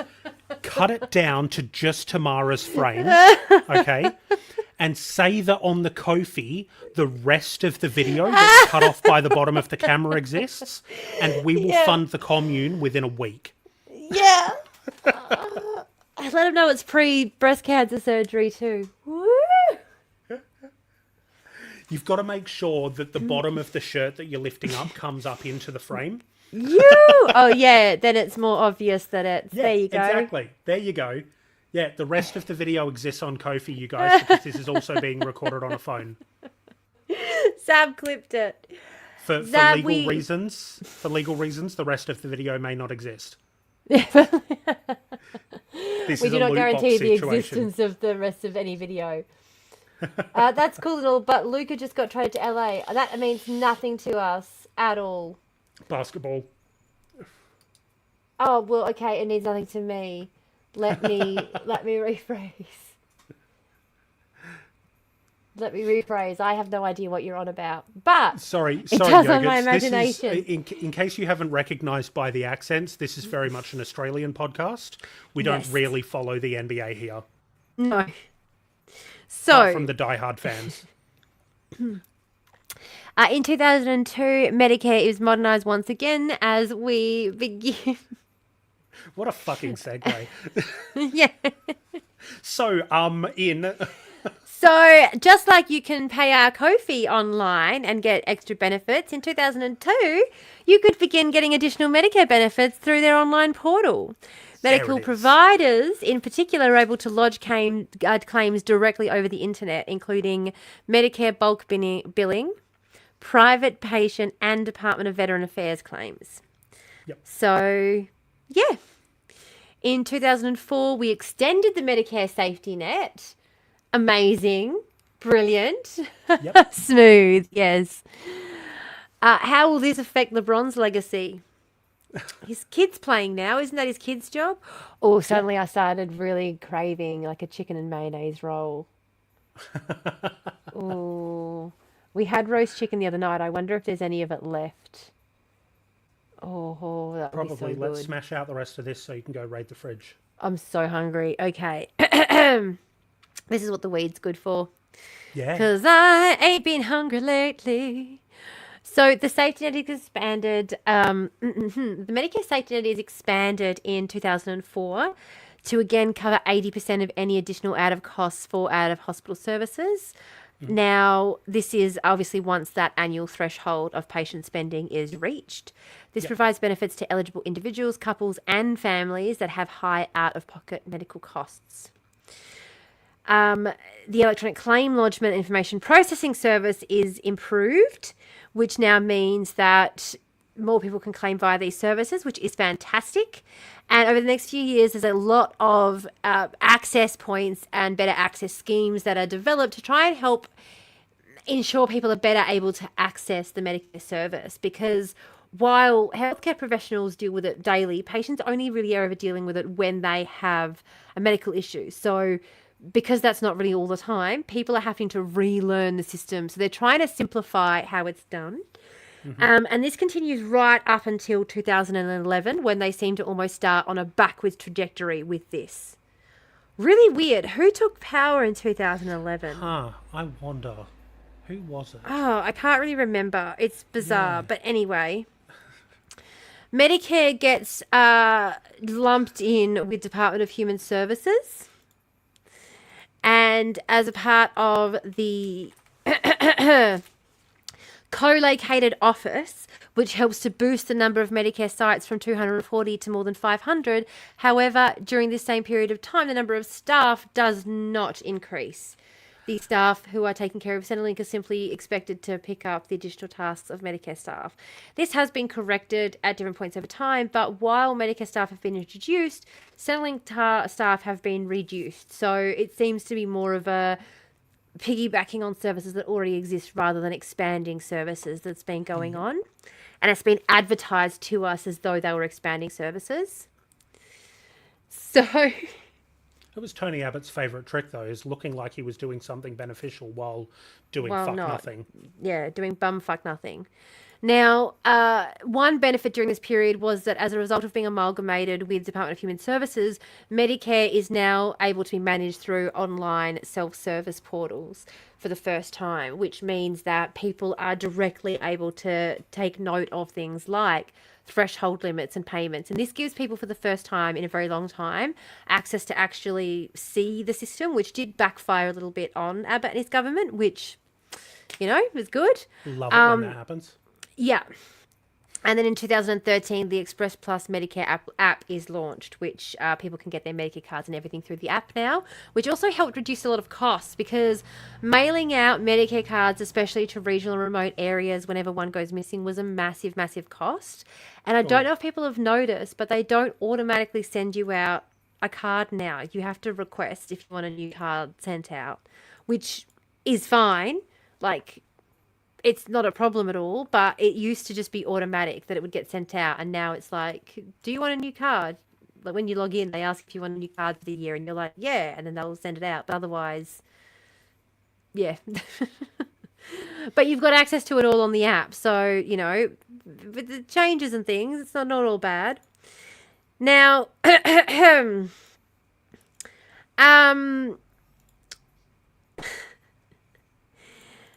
the Health Delivery Modernisation Program was commenced in 2018.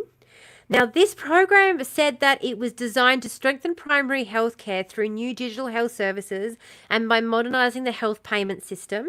But interestingly enough, it really seemed to instead remove the amount of money. So a lot of additional staff were required for a lot of this modernisation that was happening, but doctors' offices were being told that because the government was spending all this money modernising the services, there wouldn't be any additional payments going to doctors.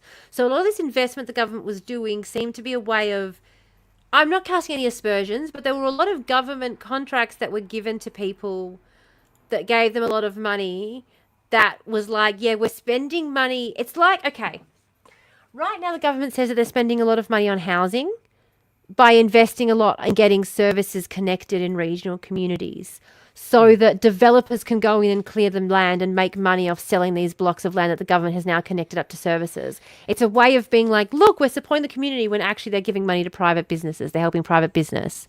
Yep. This kind of smells like that to me. We're saying we're investing money in Medicare, but really we're investing money in private IT companies who are developing this technology under the guise of investing in Medicare. And because there's this advanced health delivery modernisation program, there's a lot of extra training and things that go on, but there's no additional money that's coming into doctor services to pay staff, like to pay receptionists and other support staff, including nursing staff and things that they're expected to have to be able to streamline processes during this time. So there's a bit of a commosul, and this is again what I say, the biggest advocates for Medicare are the medical staff because they're the ones who are most directly affected when Medicare is not adequately funded, and they push back against it, which is amazing.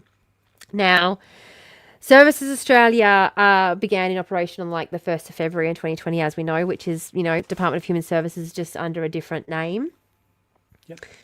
And this program was aimed to simplify government services such as Medicare and Centrelink so that we could get people throughout Australia could get on with their lives. This was very notably right at the beginning of COVID shutdowns and things as well that this all happened. So it was during our huge uptick in the amount of demand that both the hospital system had on it at the time, as well as Centrelink services had on them at the time.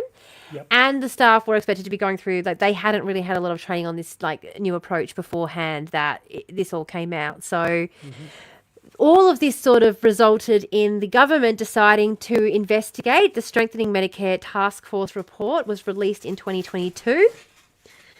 It was reportedly, the purpose of the task force was to recommend what could be done in the immediate future to try and strengthen Medicare using the $750 million fund that had been set aside for this purpose. It was also asked to provide recommendations for longer-term reforms and what investments could be made in the primary care system. And it had a lot of recommendations, particularly one of the biggest ones, which was taken on board and has been implemented in some places. And one of the reasons I wanted to talk about this today was because one of the recommendations of that 2022 task force, which has come out, is Medicare urgent care clinics, which have been opened. Now, Medicare urgent care clinics are one of those policies that the Greens have had in the back burner for years. Okay, I know I'm not a Greens advocate. Everyone who knows me knows that. Yep. But like with gun reform, it's a policy that the Greens had in their back burner for years, that a government was like shown a problem, it was thrown in their faces. They then saw a policy that had already been like demonstrated to have worked and have been costed that was provided by somebody else, and they grab it and then they ride the wave to get that policy through. This relates to what I was talking about earlier with Trump. Like all of the policies and things that he's grabbing onto and riding the wave of are things that already have momentum behind them, because that's what these politicians do. They don't get into politics. Yeah.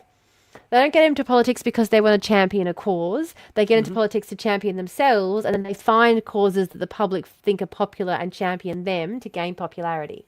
Yep. So we're quite fortunate that the Labor government, the Albanese Labor government, has decided that Medicare urgent care clinics are one of the things they've decided to glom onto as one of their policies.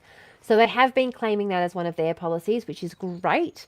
The Greens are pushing them to open a few more clinics. So I would definitely say vote for your local Green in your upcoming election, because even if they don't get elected, you get them more funding to be able to advertise and push for things in their advertising, like urgent care clinics for GPs, and push that further in the zeitgeist that that's a thing that we need, or And whatever look, else it might be. Before anybody accuses anybody of anything, both of us have our serious problems with the Greens. Oh, yeah, we both have absolutely. issues that we would like to, pull the party apart and redevelop it to make sure that it's actually doing what it's supposed to do. Yeah. There are certain people who absolutely need to go within the Greens. Yes. But Most of the upper in leadership. saying that, yep, absolutely, and half of WA.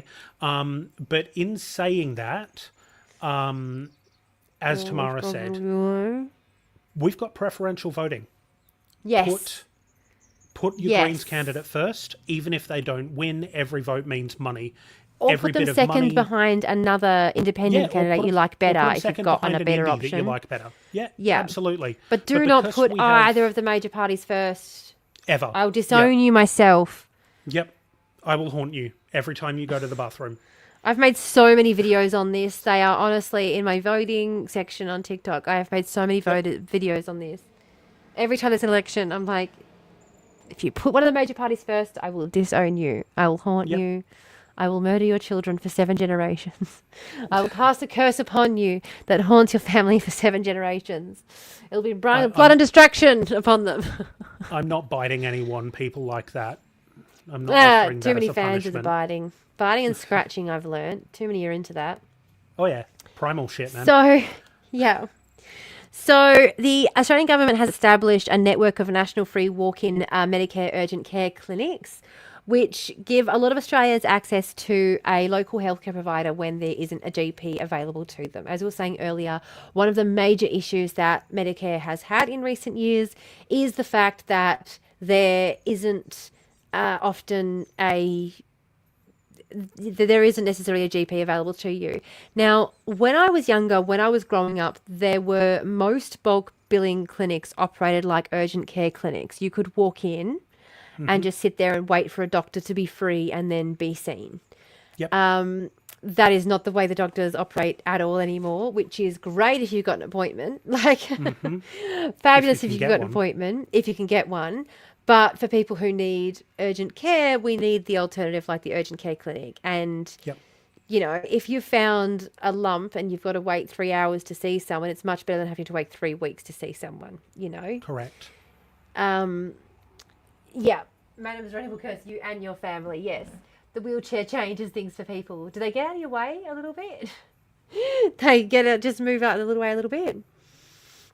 So one of the really good things about the Medicare urgent care clinics as well is that it's been greatly reducing the pressure on emergency departments. Now, I want to be really, really clear about something. I don't in any way, shape or form want anyone listening to this to think that because there are such a thing as urgent care clinics, if you are concerned and you don't have access to an urgent care clinic, it doesn't mean you should put it off until you can access one if you have medical concerns. Yeah. I literally spoke to my emergency department down here about this, and they honestly said to me, even if it was something as simple as just wanting a referral to go and get an ultrasound done, I could go in there and ask the doctors on duty for that if it really came down to it. Like, at the end of the day, most medical staff do want to help and will try and find ways to help. There will be the ones who get annoyed that you've come down and asked for help, but that doesn't mean you're not entitled to go in there and get the help and just go, you know what, fuck you. Who cares if you think it's a panic attack? Just write me my fucking referral so I can go and talk to someone who's got more brains. Like, Absolutely. you know, They can get as annoyed as they want. They still have to do their fucking job. yeah, exactly. Also, really beg to differ. Yeah, I was going to say I wouldn't. It takes Ride Me to a whole new level. Now, currently there are around 60 clinics around the country.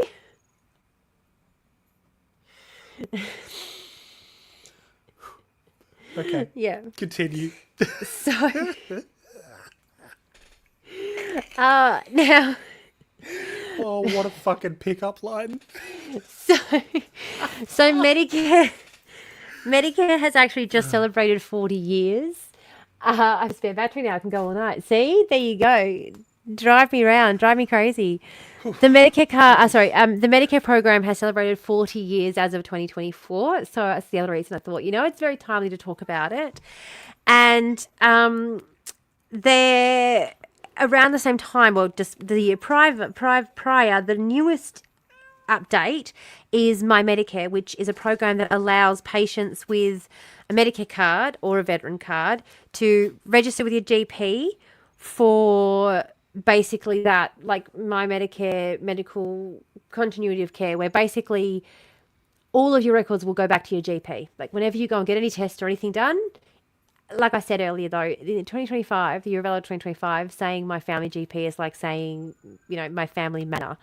So it doesn't really feel accessible, but the government is still trying to, this goes hand in hand with the urgent care clinics. So what you can do is go in and go to an urgent care clinic to get urgent care and have all those records go back to your GP so that when you are able to go in and see them, you've already got tests and records and things done. So book in with your GP, go to an urgent care clinic to get the tests done, then go and see your GP for the results so that you can kind of... While the system is not great, they are trying to find ways to bandage together what we have, which only happens under Labor governments or under left-leaning governments. Under more right-leaning governments, particularly when they have greater support from, say, the Liberal Party with more Liberal members in office, they tend to get worse for all patients everywhere. So if having more services and more updates to Medicare sounds like something that you would be for, this is part of our election range, 2025 election section. The election, we need a special, what do you call it? Special intro, special outro for the election. So that's the end of my election pitch. Don't vote for right-wing numpties that look like potatoes this election season. If you want improvements to Medicare and you don't want it to get worse, don't vote for the evil potato. If you want improvements to society in general and you don't want it to get worse. Genuinely, I'm just going to say his name because I don't care. Do not vote for Dutton. He is a scumbag. He is a liar. He is not going to do half of the shit that he says he will, that he's claiming are going to be things that he wants to do to advance society. Timu Trump. Fucking Timu Trump. No fucking way. That's so fucking good. Timu fucking Trump. So fucking Timu Trump. In, all right? Just don't do it. Please don't. Please don't. In saying that, now that I know that it's not that, long COVID is a perfectly adequate reason, but now that I know that it's cancer, I'm going to sign off because I'm tired now, and I'm tired because I have cancer. Perfectly fair and valid. We will end the stream here, so let me just jump on in and we'll get our usual outro. Right up in that mic. Get right up in that mic. With some additional Vladimir purrs. Thank you so much for joining us for this week's dive into the depths of the trash fire that is Australian politics. If you've enjoyed what you've seen, make sure to drop us a follow and do all the usual engagement things to help us get the word out there. You can find Tamara and myself on the social media links in the description below. But for now, it's garbage day, so the girls gotta take the trash out. Bye. Bye. Love you guys. Have a good one. Bye. It didn't end. Do I have to hit end? Yeah, because you're hosting it. Oh, can you not end it on your end? I don't think so. Let me try. Maybe I can. All right. Bye, guys.